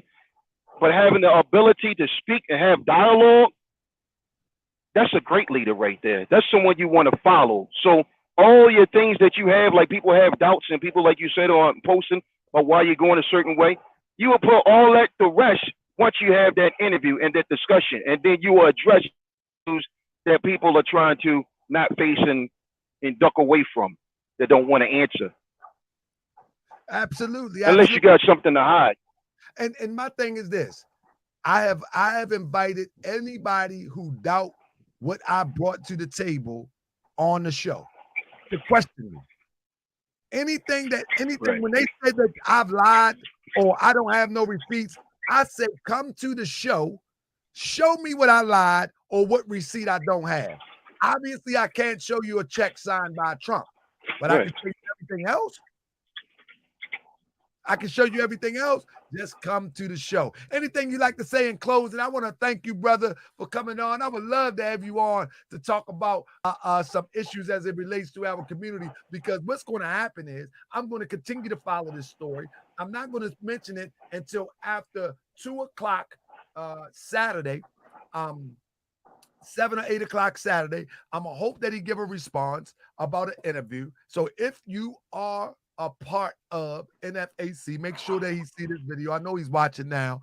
I'll give him the Forrest Gump hello. Hi. So he gets the Forrest hello. But I hope and by 9 o'clock tomorrow, I'll be live tomorrow at 9 o'clock. Hopefully, he'll respond. And if he respond, I am going to put to rest any more talking about Grandmaster Jay and NFAC until after the interview and the people decide if they want to see more of the research. So it's up to him now. The ball is in his court. Yes, that need to happen. We waiting. So with that being said, well, again, thanks a lot, brother, for having me on your show. Appreciate you. We'll be watching you, and can't wait for this interview to happen. I'm looking forward to it. But if it don't happen, we got some. Well, if it don't happen, silence is omissions of guilt. Like I say, I mean, it quote a whole lot of Anunnaki and Sumerian texts, but you can't do an interview. You can do the interview if you ain't got nothing to hide. That's just me personally. But peace and many blessings to you, brother. Absolutely. Let's talk to you later. Yes, sir. Yes, sir. And family, I appreciate y'all, family. And we're going to come back tomorrow at 9 p.m. I need everybody to hit the thumbs up. Let me see. I think I got a call here. Robbie Blue. Robbie Blue, I got you on my internet. I got you on my email. Brother, you coming up on this show real soon, brother. Okay, that's what's up, brother. Are we live? Yeah, we live right now. On Moorish TV. I had to sneak up in here real quick because a brother in the chat named Muhammad said that I should invite him on the show, and I should have at least extend an official invite on the show for the brother. And so that's what I did. I think that that's a great idea, just because it takes away the excuse that you're not willing to have open dialogue and give them a chance to clarify anything. Right. So I think that that's perfect. I mean, just for the people to get information, if there's a misunderstanding, it gives you a chance to clear up stuff. But I was the last brother that was speaking. Actually, the last couple of brothers that were speaking actually highlighted some stuff in my spirit that I had been thinking about when they talked about the Rex 84 and the King Alfred plan. You know what I'm saying? Yes, sir. That whole thing with us being basically railroaded into concentration camps, so to speak, if there was, mass civil unrest. But what I would say is, man, a lot of times we try to reinvent the wheel when the blueprint has been there. What did the Irish do, and what did the Italians do when they came here before they were quote unquote considered white? They made sure they got a hold and control of the police department. That's why they were able to have the mafia, exist for so long.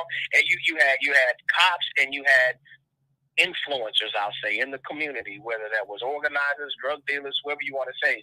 They were working hand in hand. And I think we need more black police officers, not black police officers in terms of skin folk. We need black conscious police officers. I think that is what's going to really, really make a difference. And we got to change our attitude about police and understanding that that's the best way for us to protect our neighborhood.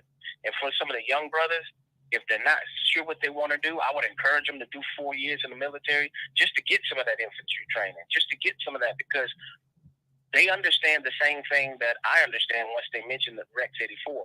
Do you know what the end game for all of this is, bro? Bro, I'm trying to figure it out. I'm not sure. Oh, no, I know what the end game is now. Have you ever heard of a company called DARPA? No.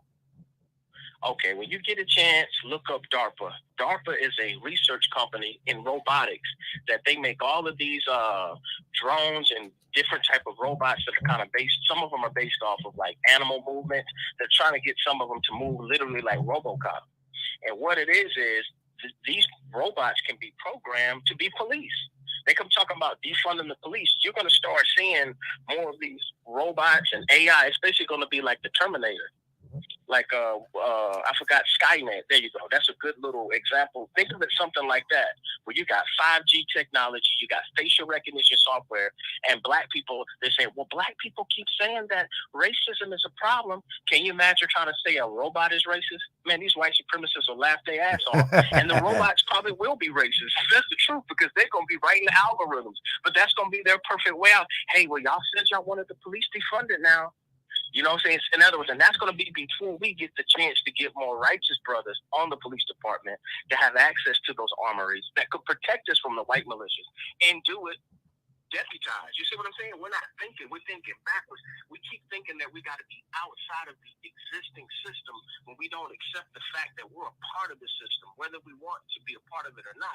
So until we have our own nation, we got to learn how to do like the European do. You got to hijack some stuff and make it your own before that timetable's up, because once they start having these robots, bro, patrolling the streets, they got some that look like dogs.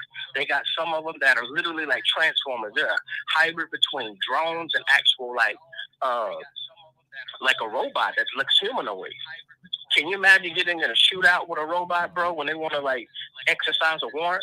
You might have 1 or 2 Europeans telling you from a bullhorn, Brother Blue, you need to come out of the house now. But you got drones, you know what I'm saying? You got robots surrounding you. So what you gonna say then? And they can use lethal or non-lethal force at that point. Bro, I'm looking at That's what I think is the end game. I'm looking at it right now, and I'm screen sharing it. And brother, you got an amazing point. You got an amazing point. And they're using Grandmaster Jay and they're using Black Lives Matter and all this to say, hey, because these Europeans are so slick, bro. They know we're at a flashpoint. Why do you think they even brought up the whole idea of black identity extremism? For those of us that are at the flashpoint, they want to have us tagged so that they can railroad us wherever they need to railroad us and put some people in some of them camps, or you're going to have some people just snatched off the street like they were doing there in Oregon and Portland. They just come up in a black van and snatch you. You know what I'm saying? Absolutely. Because you're that radical. That's for the brothers that is really radical, that, you know what I'm saying? But for everybody else, I ain't going to lie to you, bro. Are you really trying to get in a shootout with RoboCop? I mean, let's keep it a buck. I'm good. You know what I'm saying? It's kind of funny when I think about it, because I can imagine some of our people 20 years from now sadly saying, the robots are racist. And then that's when they're going to be like, man, y'all niggas making excuses. When in the whole time, we didn't see the trick bag right now. We too focusing on the elections and the prospect of civil war. And don't get me wrong, those DARPA robots are not going to be there for us. But we got to remember, it goes back to what we said. The fear of genetic annihilation. Dude, they're going to run this like South Africa, but they're going to learn from the mistakes of the past by utilizing technology and utilizing keeping people divided and brainwashed with the false prophet, which I believe is social media. Yes. Social media puts out so much fake news, and then it's magnified by quote-unquote mainstream news that's controlled by the CIA. I mean, we really need more platforms like yours, and we need to do like the brother's saying. You got to be the leader in your community. You got to pass on information. I think now the atmosphere is here where we will support more black businesses, and we will instinctively support each other. I've seen that improvement. So that's why they'll put these self-appointed leaders up here to divert the energy. So therefore, instead of you supporting people locally, you're supporting some organization. You hear what I'm saying? Exactly. Oh, give all your money $15 a month. Nah, bro. That's like me, giving to some mega church preacher. Nah, I need to go and support my brother that's printing up some T-shirts. You never know if his business could pop off and be the next Louis Vuitton. Because I was looking at a documentary about Sony. When they first started, man, they started off like in a little BS warehouse, and the first products that they put out there, they were crappy. But guess what? The Japanese people supported them. So we got to stop using that excuse and say, well, it's because black people give us bad service. Stop acting like the Asian don't tell you hurry up and buy.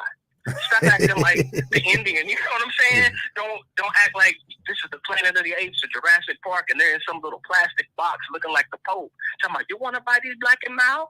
I mean, you know what I'm saying? They don't even want to interact with you in your own community, and we take that disrespect. Or think about what happened to brother George Floyd. You go in there to spend your hard-earned dollar, and they have the nerve to tell you that they're going to question whether it's real. And you're a grown man, and they're holding your 20 up in there. I remember the other day, man, that's why I said I like just using a debit card. I went into this one health food store, trying to be brother CMOS. You know what I'm saying? trying to get my vegetarian on. Man, this European had the nerve to take. It was less than $60. He gonna take all of my 20s, hold them up in the air, and then had the nerve to call the manager. And that was after they ran it through the thing, bro. I tell you, I was so close to becoming a meme to go viral. But I said, you know what? I said that's why COVID's gonna kick their ass. That's why this mass unemployment, everything's going to hit their pockets. And I think there's going to be a renaissance for us, man. I think that there's going to be a change and a transition that's going to allow black people not only to get wealth, but like you brothers were alluding to, get more political power. Because when we get our look, if they can get their Tea Party people elected, we could get you elected. You know what I'm saying? Or brother like that's me, right. Or anybody else that's conscious that the people are really behind, that the people really say, man, I know if this brother get in there, he's not going to compromise. I know he's not going to be easily bought. You know what I'm saying? I know who his sponsors are. His sponsors truly are the black community. It ain't just somebody pop out of, like you said, pop out of thin air, and then you start finding out, like, wait a minute, you got corporate sponsorship. You've been compromised. So I think that's really what it is. We really got to think about DARPA. I feel like those robots, they just don't have them sitting around collecting dust. They're doing research. And then when you talk about weaponry, bro, even if you have a militia, dude, they got microwave weapons, sound weapons. You know what I'm saying? Man, we got to be smarter, man. We just got to be smarter, brother. You on it. Bro, look, there used to be a show called Future Weapons. Anybody can say they won't smoke all day. Look at some of them weapons and let me know. We need to have more brothers. Less brothers just, having all these debates that we get into about all this metaphysical stuff. And we need to start learning some chemistry, you know what I'm saying? And getting into engineering, because that's where it's at, bro. We need to understand the technology, and we got to learn how to hijack it for ourselves and create for ourselves. And I think most of us are doing that. So I'm not going to sit here and make it seem like black people are asleep. I think black people are more woke right now than we've ever been, and that's why they're scared. And that's where they're sending their agents. And that's where they're trying to get us scared of, like, oh, my God, the police or the National Guard is going to come in and do whatever. You got to realize they don't want to shoot up an urban center because capitalism is the first rule of there the we land. go, brother. They don't want to mess up the money. So it's better for them to get you in groups, so they can call you a black identity extremist and turn public opinion against you. It's better for them right. to do surveillance like they've been doing. And then lastly, watch, when they talk about defunding these police departments, they're going to start saying, well, we need to have more AI. Because in China, they have the social credit score. And, nigga, they got they got cameras everywhere. They track everything you do literally in China. Absolutely. You don't think that they want to do something like that here? So in a way, it's in their best interest for everybody to flip out when Trump get reelected. That's right. I said it. He's probably going to get reelected. Absolutely. Because we believe that a lot of white folks aren't racist. Some of them same white folks that are out there saying Black Lives Matter. They're gonna be like, Black Lives Matter, but my wallet matters first. And absolutely. I still believe, you know what I'm saying? Like the Egyptians back in Egypt, they're like, I'm sad that some of you Hebrews are getting killed, you know what I'm saying, by the orderlies, but I'm an Egyptian citizen. So as long as Egypt is prosperous, I'm rolling with Pharaoh. I don't care how hard his heart is. I don't care how unrepentant he is. That's what the Germans did. He is. That's what the Germans did.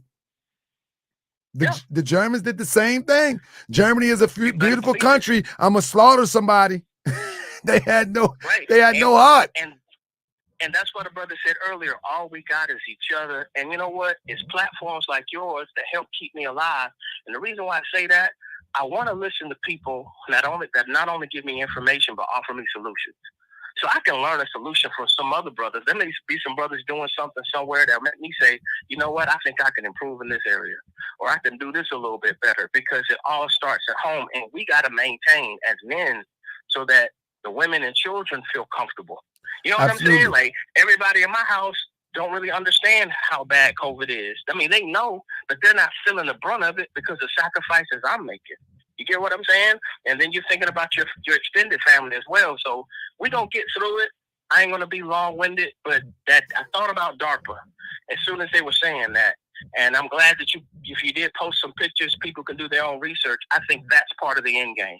Absolutely. And that's all I have to say about that. Appreciate you, my bro. Bro, we going on this panel soon, bro. I'm gonna wait till Grandmaster Jay hit me back, and if he don't, then we're gonna set up the panel. All right. That's what's up. All right, peace.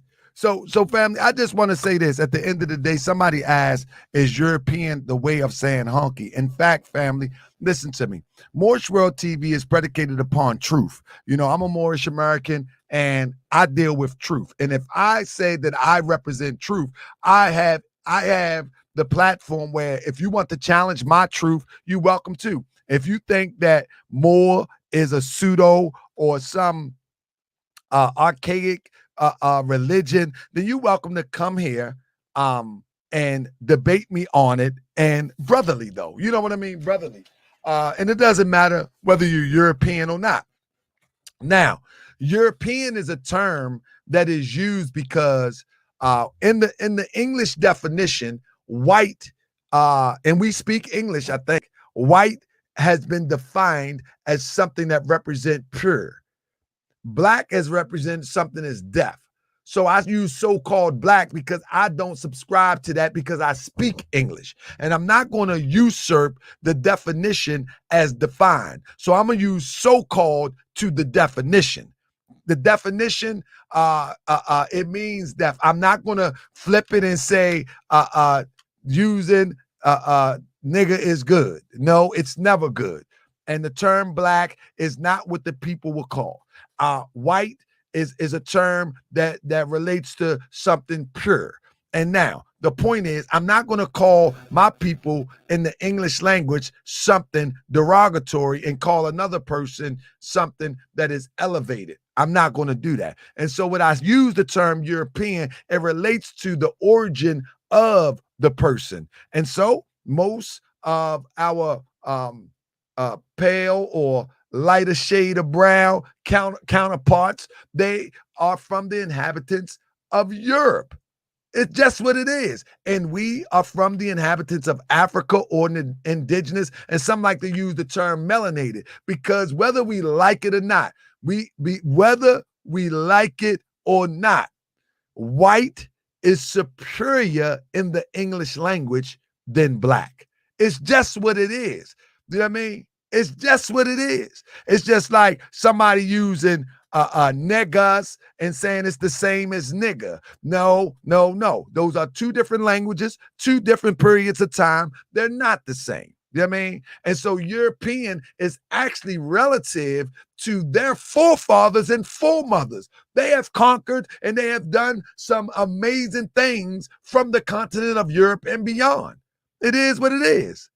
It is what it is. And we, from the descendants of the inhabitants of Africa, as well as indigenous, you feel what I'm saying, have done some amazing things too. It's not a derogatory term. I want you to know that. It's actually a term of respect because Europe is a landmass what people derives from. Everybody around the planet Earth. Pakistanians come from Pakistan. Italians come from Italy. French come from France. Black come from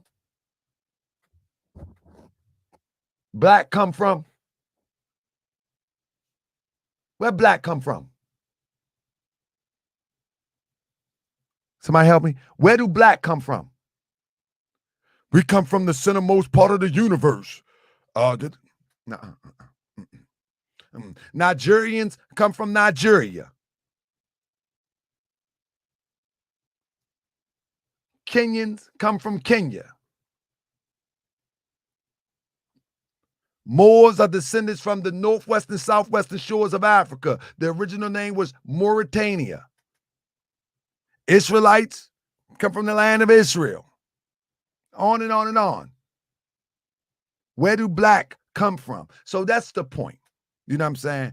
I love my people. You know what I mean? No matter what they call themselves. You know what I mean? It doesn't, because what you eat don't make me poop. But I'm not going to be a part of that. I'm not going to be a part of that. So when I use so-called, I'm not being disrespectful, but I'm not going to be a part of the perpetuation of a myth, a lie, and a derogatory term. I'm just not. Like you can't 1 minute say, don't call me Negro. Don't call me Negro, but Negro means black in Spanish.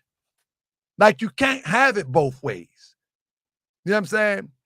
You can't have it both ways. You don't want to be called black, but you want to be called black, but you don't want to be called Negro. When the English rendition of Negro, Spanish, is black. So, you know what I mean? Like Mexicans are from Mexico. You know what I mean? No, I'm not going to be a part of that. It is what it is. I mean, it is what it is. I'm not going to be a part of that. I love all my people from the inhabitants of Africa and all around the diaspora.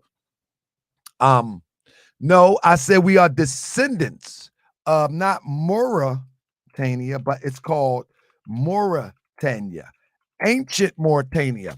All this, this could be another show, but all of the slaves that were picked from Northwest Africa came from the original bloodline of the Moors from northwestern and southwestern shores of Africa. That's another show.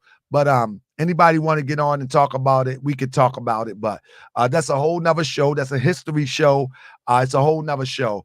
But nevertheless, and the people that was over here that Christopher Columbus ran into was also of Moorish bloodline. But that's a whole nother show. I ain't want to get into the identity thing on this, but I'm just, somebody put in the chat about, does European mean hunky? No, it's actually a more respectable term. I'm not going to put you above me and put my people below you, nor am I going to put my people above you. You know what I mean? We have an equal playing field here. We have an equal playing field here. And what's going to get us to the finish line is our wits, our intelligence, as well as our ingenuity. You know what I'm saying? It is what it is. Survival of the fittest. But I don't have no problem with nobody. Why you are so caught up in this language thing? Somebody said, why I'm so caught up in this language thing. The reason why is because language has power. If I call you doo-doo all day, one day you might be believing that you doo-doo. You see what I'm saying? If I call you a bit all day, one day you might just believe it. And you might start acting in the spirit of the word. So I'm not caught up in the language thing. Language has energy. Energy has vibration, and the vibration is how people conduct themselves, driven from the energy. And so when you look at countries where people have what they would call exotic names, in fact, they have names that reflect certain energies. And so it is what it is. Like someone said, black is beautiful. Like, okay, it is. Black is a beautiful color, but black is not an identity. Black is a beautiful color. Purple is too. Pink is too. But it's not an identity. It's not an identity. And it's never been an identity until the coming of our interfacing with Europeans. You know what I mean? Black is powerful, but black is not an identity. Black is powerful, but black is not an identity. I agree with you. Black is energy. You know what I mean? But black is not an identity. You see? Around the world, black is just not an identity. We are the original people. Absolutely. Black is just not an identity, but that's another conversation. And we're not going to get into the division of that. We are all under the same iron hand of oppression. So let's deal with that, and we can debate the black and Moorish stuff at the top. Matter of fact, he said Moorish is not an identity. Do you want to come on and make your claim? You want to come on? You want to come on and make your claim? Black Joker, you want to come on? Say yes. I mean, who said that? Moorish is not an identity. Who said that? You want to come on? Just say yes. I'll spare about 15 minutes to school you real quick if you want to come on. I'm different. I'm a different Moor. And don't think the internet going to teach you about Moor, because I don't teach Moor science from the internet perspective. I mean, I don't teach Moorish science from the internet perspective. I teach it from a worldview, and I teach it. Yeah, I teach it from a worldview, from a scholastic point of view. You know what I'm saying? And I teach it from a view that it's consistent with how the world sees us. And when I say us, I'm saying everybody. You know what I mean? Who want to come on? Okay, black with design. You can come on. They got a link real quick. I got 15 minutes. Anybody want to come on? I got 15 minutes. I'm gonna just dedicate 15 minutes to address some of this stuff. I'm the different type of Moorish American. You know what I mean? Many Moors many Moors, they wouldn't deal with this. I'm not talking about that. It doesn't matter to me. Well, it matters to me because people have been misled about the Moorish paradigm for a long time. It matters to me. I take all challenges. It matters to me. That's right. You know what I mean? Them old Moors, Lawrence Burchell, remember that? Them old Moors, you know what I mean? I'm not going to. Peace and love, family. Talk to me. What's good? What's up, my brother? Talk to me. I got 15 minutes. Let's get it. All right, yeah, you know what I'm saying? I just wanted to say, I wanted to apologize for starters because about a month and a half ago. Hey, brother, I love you. Bro. Hey, bro, let me tell you this. Let me say this before I let you go. You know I cut people off and they get mad at me. But I gotta say this. Brother, I have challenged Moorish Americans for sending misinformation all throughout the internet. And over the years, a lot of Moors would come back later on and be like, man, I apologize. Moors would. And so to hear you say that, brother, I'm honored, brother, to have you on the platform. Talk to me. I don't even know what you apologize for, but I love a humble. Yeah, most definitely. You know what I'm saying? If you can't be critiqued, you can't grow. That's one thing I learned at an early age. And I'm not ashamed to be to be critiqued. So like pretty much what I'm apologizing about is that about a month and a half ago, I was following NFAC hard. I was following them heavy. You know what I'm saying? Because it had been the first time that we had seen in our lifetime, my generation, in our lifetime, a heavy following, black arms. Typically, when we think about firearms, we think about the white man. When we think about the gun culture, we think about the white man. And this is nothing against white people as a race or whatever, but it's about the prejudice and the white supremacists. That's what we typically think about. Everybody was loving it. I do think as a people, we do need to see that strength. We do need to see that visualization that we can fight back, that we can arm ourselves, that we are proficient at the same time as you speak about, it's about the message that comes behind it. You know what I'm saying? The Grandmaster Jay does tend to, in my opinion, he tends to make things about himself. He says all eyes on Bree, but in my opinion, it's really all eyes on me. You know what I'm saying? I was told at a young age, if two or more people say the same thing, something about it has to be true. Something about it has to be true. And one thing that I do know that is that, you know, with Grandmaster Jay being so good with his words, that's what people get wrapped up into.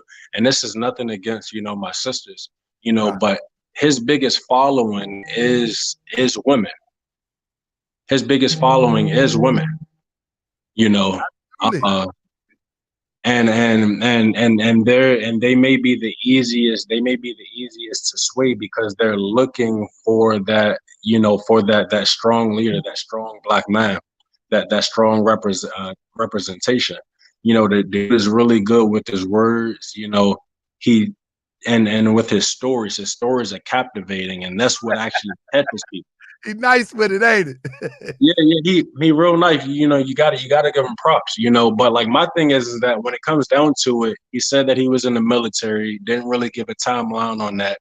You know, most people who are in the military say, yeah, I served 10 years, yeah, I served 7 years, yeah, I served 15 years. You know, he never really came out and spoke on that. Then it went to, you know, I was a DJ for this amount of time. Now, yesterday, I seen this show because in my opinion, you got to watch the opposition to see what they're thinking. I see it. I watch it. Most definitely, you know, and now he's talking about he was a pastor for 10 years. So I'm like, you know, you already getting caught up in all of these lies or statements that you haven't proven, and now you're bringing out more things that people can dig up. It's like, where are these people that were sitting in these temples or these churches, you know, that he preached to for 10 years? You know, people aren't really thinking about stuff like that. I want to believe in I want to believe in the militia. I want to believe that my people, and this is nothing against the people who are actually going out there, like as you always say, the people who are going out there with the good cause to actually stand up for their people. You know what I'm saying? And it's kind of like how some people talk about this thing with the Black Panther symbolism. You know, it is a Marvel character or whatever, but the man who played him, I apologize because I forget his name. The Bossman guy. Chad Boseman, yeah. Charles Boseman. Yeah, Chad Boseman. You know, he was an honorable man. Chad Boseman was an honorable man. He was an honorable, as we call him, an honorable black man. You Indeed. Know, but he wasn't right. But he wasn't the Black Panther. He, you know, people take it as far as to expect him to be buried in the Black Panther attire. You know what I'm saying? But he was Chad Boseman. The fact that character, you know what I'm saying? Like, he was a character, and it's a lot of symbolism and a lot of relativity to the movie as it relates to us. But he was exactly Boseman. Exactly. But at the same time, I sympathize with my people, and I understand where that comes from, because with our struggles, with the oppression that we face through the years, it's natural for anyone to go through any type of oppression like that, to long for something positive, you know, to long for something superstitious. You know what I'm saying? Like fiction, they're like more like fictional stories sell more than non-fictional stories. Absolutely. In any context, mystery, drama, comedy, anything. You know what I'm saying? People don't really want to hear the truth in different forms. You know what I'm saying? So when it comes down to it, all I gotta say is that, you know, to want to walk with your people was one thing, and that's awesome. But really think about, you know, your families. Really think about, you know, what you're getting yourself into or whatever. You know, my first red flag came from when, if he was supposedly in the military, I remember there was a video. He stated that he's like, you know, for all you people who seem to think that we out here with airsoft guns. This was after Stone Mountain. And that morning of Stone Mountain, I woke up at 6 a.m. in the morning, and I really contemplated going out there or whatever. But I was having a real tough battle with myself, about it. And the guy says, for all you people who think that we're out there with airsoft guns and we got dislodged rounds in the chambers and so on and so forth, this here is a MMP5, but he was actually holding a Smith & Wesson MMP15 AR-15 rifle. And anyone in the gun community, especially in the military, knows what an MMP5 is. An MMP5 is one of the most, it's like calling a Lamborghini a Corvette. Hey, bro, You know and what I'm that's the thing. And I didn't even catch any of those things because I'm going to be honest with you. I know nothing about guns. All I know is give it to me, turn it sideways, write the prints, and let's go. That's all I know. I don't know. Somebody who plays Call of Duty could tell you that. You know what I'm saying? Somebody who plays Call of Duty could tell you that. The fact of the matter is that I tried to give him the benefit of the doubt then. You know what I'm saying? I try to give him the benefit of the doubt then that, maybe, because it's like even with police, I know of police officers who don't go to the gun range often. You know what I'm saying? Police officers aren't, just because they wear a badge and they have a gun, they aren't the most proficient people with firearms. You know what I'm saying? They don't know, they're not like gun nuts. There's gun nuts out here who know more than them. So I try to get a dude the benefit of the doubt. But when things just kept compiling and compiling, it's like, all right, dude, like 8 Grammys, like, come on, man. You could have said, like, I was a makeup artist at one of the Grammys or something like that, or he was nominated. And at least it wouldn't give us the suspicion to look into it. But he said he won. He could have said I was nominated and got away with that. But let me do this, bro. What I'm going to start doing is I'm going to start on Saturday. We're going to be doing 2 shows. We're going to do one so we can bring everybody in to have a conversation. Because, I like to engage. I love to hear other people talk because some people be thinking that it's just me. And so I would love to hear other people talk. I appreciate you, bro. I want to get my brother King T in real quick so I can go get my son.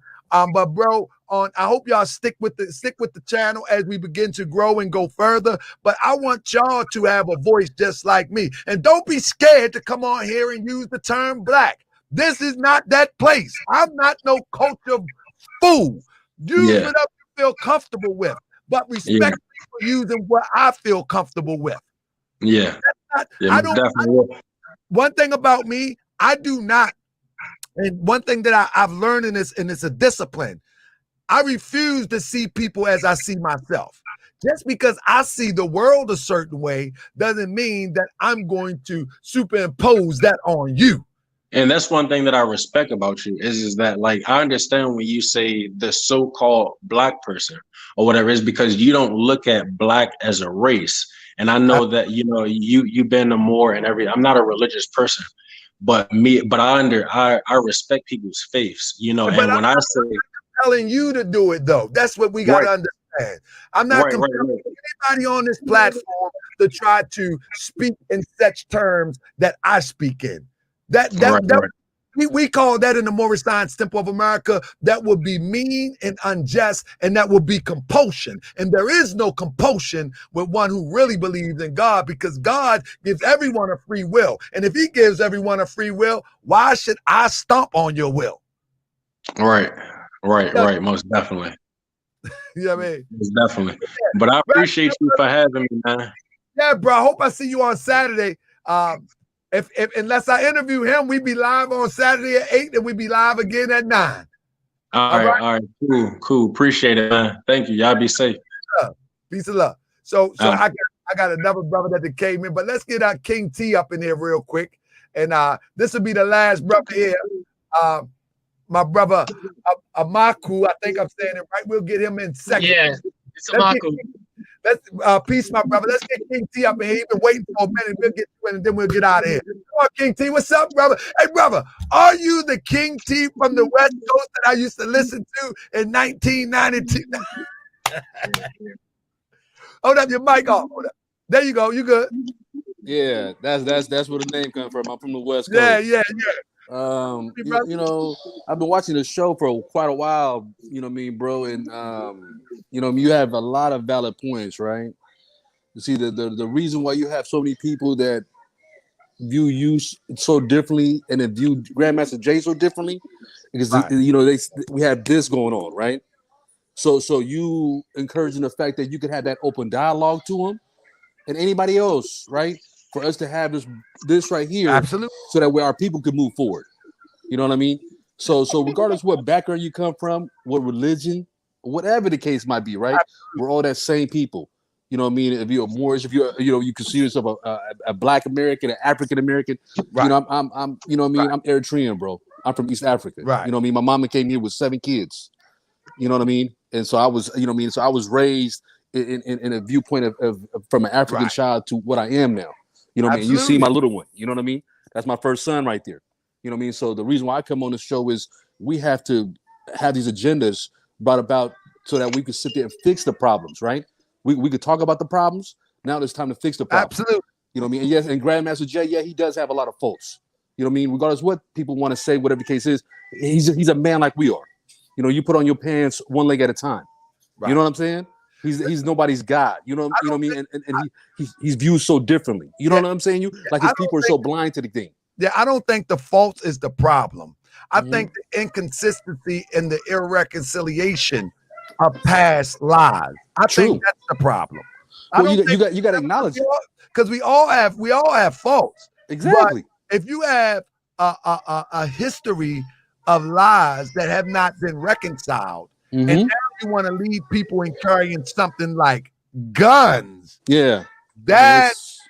that's a little bit more than just saying, I am your noble leader, let's march on to Calgary. No, he's telling everybody to pick up arms, and you are questionable because of your integrity and your irreconciliation of the lies that you have told in the past. Exactly.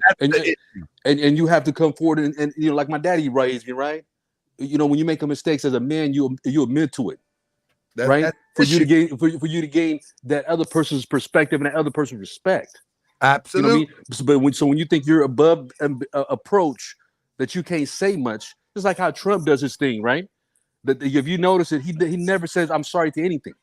And he has a lot of faults. He ain't even gonna have a conversation about it. You can't live like that. You know what I mean? So this is the reason why his whole situation with that black formation, everything else is breaking apart. And I don't, you know what I mean? And some of the people that's following him, are you guys following the man, or are you guys following the movement as for the black people? Well, you know what I'm saying? You got to be strong enough to voice your concerns and address this to this guy. And let him know what it is. The sad thing about it is crumbling so fast. I mean, he's a great actor because he's holding it together on camera, but it's crumbling so fast that at the end of the day, he's going to have a bunch of sisters out there dressed in black with guns, because brothers is like, they're not going for it. And this is why brothers need to start marrying these sisters. You know what I'm saying? They need to start marrying these sisters, even these brothers. Stop trying to bounce up and down on these sisters and start wifing these sisters so they're misguided and misled by this foolishness. Because that's what it's all about. It's I need a daddy, I need a man effect. Man. You know what I mean? Well, you know, it's all I know is, bro, if we sit there and we don't fix this problem right, the next man that's a real soldier to the game, right? That's really down for his people, that's really trying to do right. You know what I'm saying? He's going to look upon as that type of situation. You know what I'm saying? And so we're going to, you know what I mean? Nobody's going to take that man seriously. Right. You know what I'm saying? So for me, it's like I like the concept of that NFAC, but it's like if the leadership has to be changed, right? There you go. You have to pivot. That's what I said. You have to pivot. And I've heard you, and you're 100% right. And that's why right now, with the good intentions, it's about that this guy jumps out of the parachute. You know what I mean? I jump out of the plane. He got a parachute. He lands. People receive him, and then people like, who is this? Well, forget it. I don't care. Let's run with it. No. But here's the thing, though. If he has nothing to hide, he'll come to your show and every other show. That's right. To show that he's a strong black man. That everybody could sit there and fall behind it. You know what I mean? But you're not gonna sit there and fool like the old saying. You can fool some of the people some of the time, but you can't fool all the people all the time. Man, he's gonna be stuck. You know, and that's where we're at right now. But I just don't want that to be the transition of the next real black militia or a group of people that's trying to stand for themselves in their community to be affected because of what this is right here. Oh, That's where we're at right now, and we're all looking like we're doing this. Hey, right? brother, let me say this, King T, before I close up and bring my brother Yeah. in. Marco, let me say this. One thing, our trust level is at an all-time low anyway. Oh man, it's terrible. This could be the breaking point. Man, you know what I'm saying? Because our trust level is at an all-time low. Many of us have been scammed out of money. Many of us have been scammed out of our beliefs, our faiths. Many of us have been scammed in the name of God, in the name of economics, in the name of education. Many of us have. You follow what I'm saying? Yeah, I do. Got this guy coming up, and here he go with this here. And this could be the breaking point. I'm trying to tell you. Well, see, you're doing the right thing though, because this little dialogue and an invite can open up different things to us now. You see what I'm saying? And that's what we need to. And so whoever is listening from the NFAC, regardless of what you don't like about what you propose, right? They got to be able to have this little dialogue. Absolutely. Because once you hash out the situations of whatever that man's past is, like you said, we all have past, but just address the situation and let's move on to the next chapter. That's right. That's right. I mean? Because this is madness right now. Well, many of the brothers have stepped away, and I know that for a fact. And we don't need to be sending our sisters on the front line for anything crazy. Man, especially not with no triggers and this and that and dummy vests and all this. I mean, it's like people are breaking us down and they looking at us like we boo-boo the fool out here. Yeah. Hey, brother, let me get my brother Marco in. Bro. You know me, have a good one, Taharkabey. I'll be back live tomorrow. I appreciate you, my brother. I appreciate you, bro. Live. You know me. Take care of yourself, my guy. Yes, sir. Take care of that baby. Thank you, bro. Peace. So my brother Marco, how you doing, my brother? Hold on. How you doing, my brother? I know you might be NFAC and you gonna come for my head, but nah, I'm just joking. What the? Nah, are you kidding me, brother? Yeah. What? I'm just saying, bro. What? No, that was a joke, man. No, brother. First of all, brother, much respect on the research, brother. You do some like mad intense research, brother. I was like, wow, you got it. You got the skills and the gift like that, brother. Congratulations. Yeah. Watch your mic. I don't know what kind of mic you have. Your mic might be rocking. You know, I can barely hear you all as well. I might have to call back another time because I'm in my car. This is my phone. Right. And so it's probably not good. I can hear you a little bit. You okay? Go ahead, brother. Say something real quick. Maybe we can get your point real quick. All right. Well, okay. Without a long backstory, like I was watching Black Eyes TV, that brother in London that does the country show. Yeah, right. Then in the comments, I saw somebody trying to recruit and organize an NFAC organization in London. That's what made me aware of him. I thought that was kind of suspicious. That looked weird. You know what I'm saying? Like, why are you doing that in the comments? That looked weird. That's what got me looking at this. And then I just thought it was, I'm looking at it, it just didn't look right. You know what I'm saying? And then I did more research on it. And the only thing really I have to say, I think you've already touched upon it, was the danger that he's putting people in. And that it is really our responsibility, those of us in the community that care about our people, to still comment on this. Because that September 5th movement that he did, people could have got hurt and killed behind the words and actions of one person. You had hundreds of 3%er patriots, Europeans marching down, confronting the Black Lives Matter movement people, whatever their agenda, whatever, whoever they are, whatever. They weren't armed and they weren't there for that, but those people were. Absolutely. There was a lot of emotions. There was a lot of anger going on. Anything could have happened and people could have got hurt. And that was all because of the inflammatory comments of this one person. And it's really weird that he's still able to do these things. And then with the FBI, you've already discussed the Black identity extremist thing. And then they changed that designation in June to racially motivated extremists, or something like racially motivated violent extremism. Anybody who gets associated with this movement gets on their list. That's just the bottom line. That just because we got COVID, we got all of this weird social situation happening in the country right now, doesn't mean the initial policies that the country set up stopped and went away. Right. You know what I'm saying? And so that's the danger that's being presented. And we do have to critique it. Those of us in the community that care about our people, we have to critique it. Because that one young brother that got on, he exemplifies those of us that are over 35 and that came up in the conscious movement in like the 90s and the early 2000s. It's our responsibility to critique anybody that comes out now and either support if we find out that it's a good movement that can help our people, or then critique it if we see that it's something that can hurt our people. Because our young people, they don't study and they don't know the history behind different movements, and that it's not the first time it popped up. And see, his conversation changed once everybody started saying, you're not the first one that did this, brother. You're not the only. Most of the brothers that came back from the military and then came back to the United States after fighting in wars across the waters, came back and saw the oppression and the system that we were under. They picked up arms and helped our brothers and sisters and our people in different capacities. And Amaku, let me tell you this.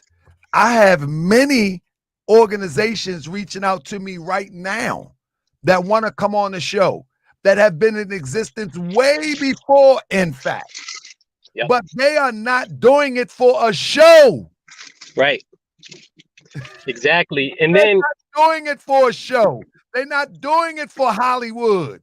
exactly. But go ahead. Because no, I'm just about to say, one of the key kind of books that kind of lays out the system for anybody really trying to understand what racism is was Neely Fuller's United Independent Compensatory Code System Concept Workbook for Victims of White Supremacy. And in that book, he lays out exactly how you should go about doing what's being done. And you shouldn't go about broadcasting it like this. It's suspiciously funny. And the fact that he's able to get up here and say and do what he's able to do without any repercussions, that's weird. All I'm saying is it's suspicious. My thing is it's suspicious and you need to be careful. Our sons, our daughters, our nephews are in danger. Let me tell you something. It's a sister name from the conscious community.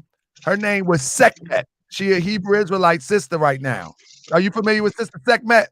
A little bit. I'm a little. Okay, she was in the Black Power community, and she would scream Black Power. She came on YouTube with a gun and details, whatever. They went and knocked on her door. She made some threats. They went and knocked on her door and locked Sister Sekhmet up. She's now a member of the Hebrew Israelite community. I think she's under ISUPK. But they went and locked her up. Exactly. Rakim Bolakun has the same story as well. He was the first one in 2017 to get locked up for 6 months without a trial for just teaching brothers and sisters how to interact with the cops when you run across them, for taking brothers and sisters out and training them on how to use guns. He was locked up and called a black identity extremist just for doing that. And so when you have someone who has the platform that he has, who has the support that he has, and then when you come out and you critique him, the people that come after you, when you do a critique on them, their conversation is awkward and it's weird. They attack you for, having any type of opinion that goes against support. And then, the other funny thing, I was looking at his presidential, bids that he's put up on YouTube, right? That first one where where it's like him on a panel talking about his views. When I looked it up like a month ago, no comments were over a month old. Like he just threw that up a month ago. And then he recently put this new video out. It's like got him in his like 2016 like bid. No comment is over 3 months old. Like he ran for president. Nobody commented, not even the people that helped him. Like you got so that's suspicious. It's funny and it's suspicious. Brother, I'm not going to bring out the rest of the research, but if he don't respond on Saturday, I'm going to bring out that and I'm going to show you what was going on with that.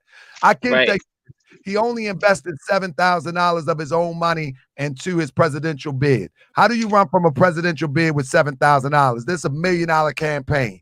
What is that all about? And we'll talk about that if we don't get that conversation, that interview. Right. You follow me? All right, brother. That was it. I know we got problems with the sound. I'm sorry about that. I didn't know my phone would do this. That's okay, but we got our point across, and I appreciate you, and I see you on the next go-around. All right, brother. One love. Peace. So with that being said, family, I appreciate y'all, family. So we're going to give it some time. We're going to give it till tomorrow. And tomorrow, Sultan, come here. Come talk to the people. I want y'all to see Sultan real quick. This is my main man. Sultan. Come here. Come say hi to the people. Come say hi to the people, Sultan.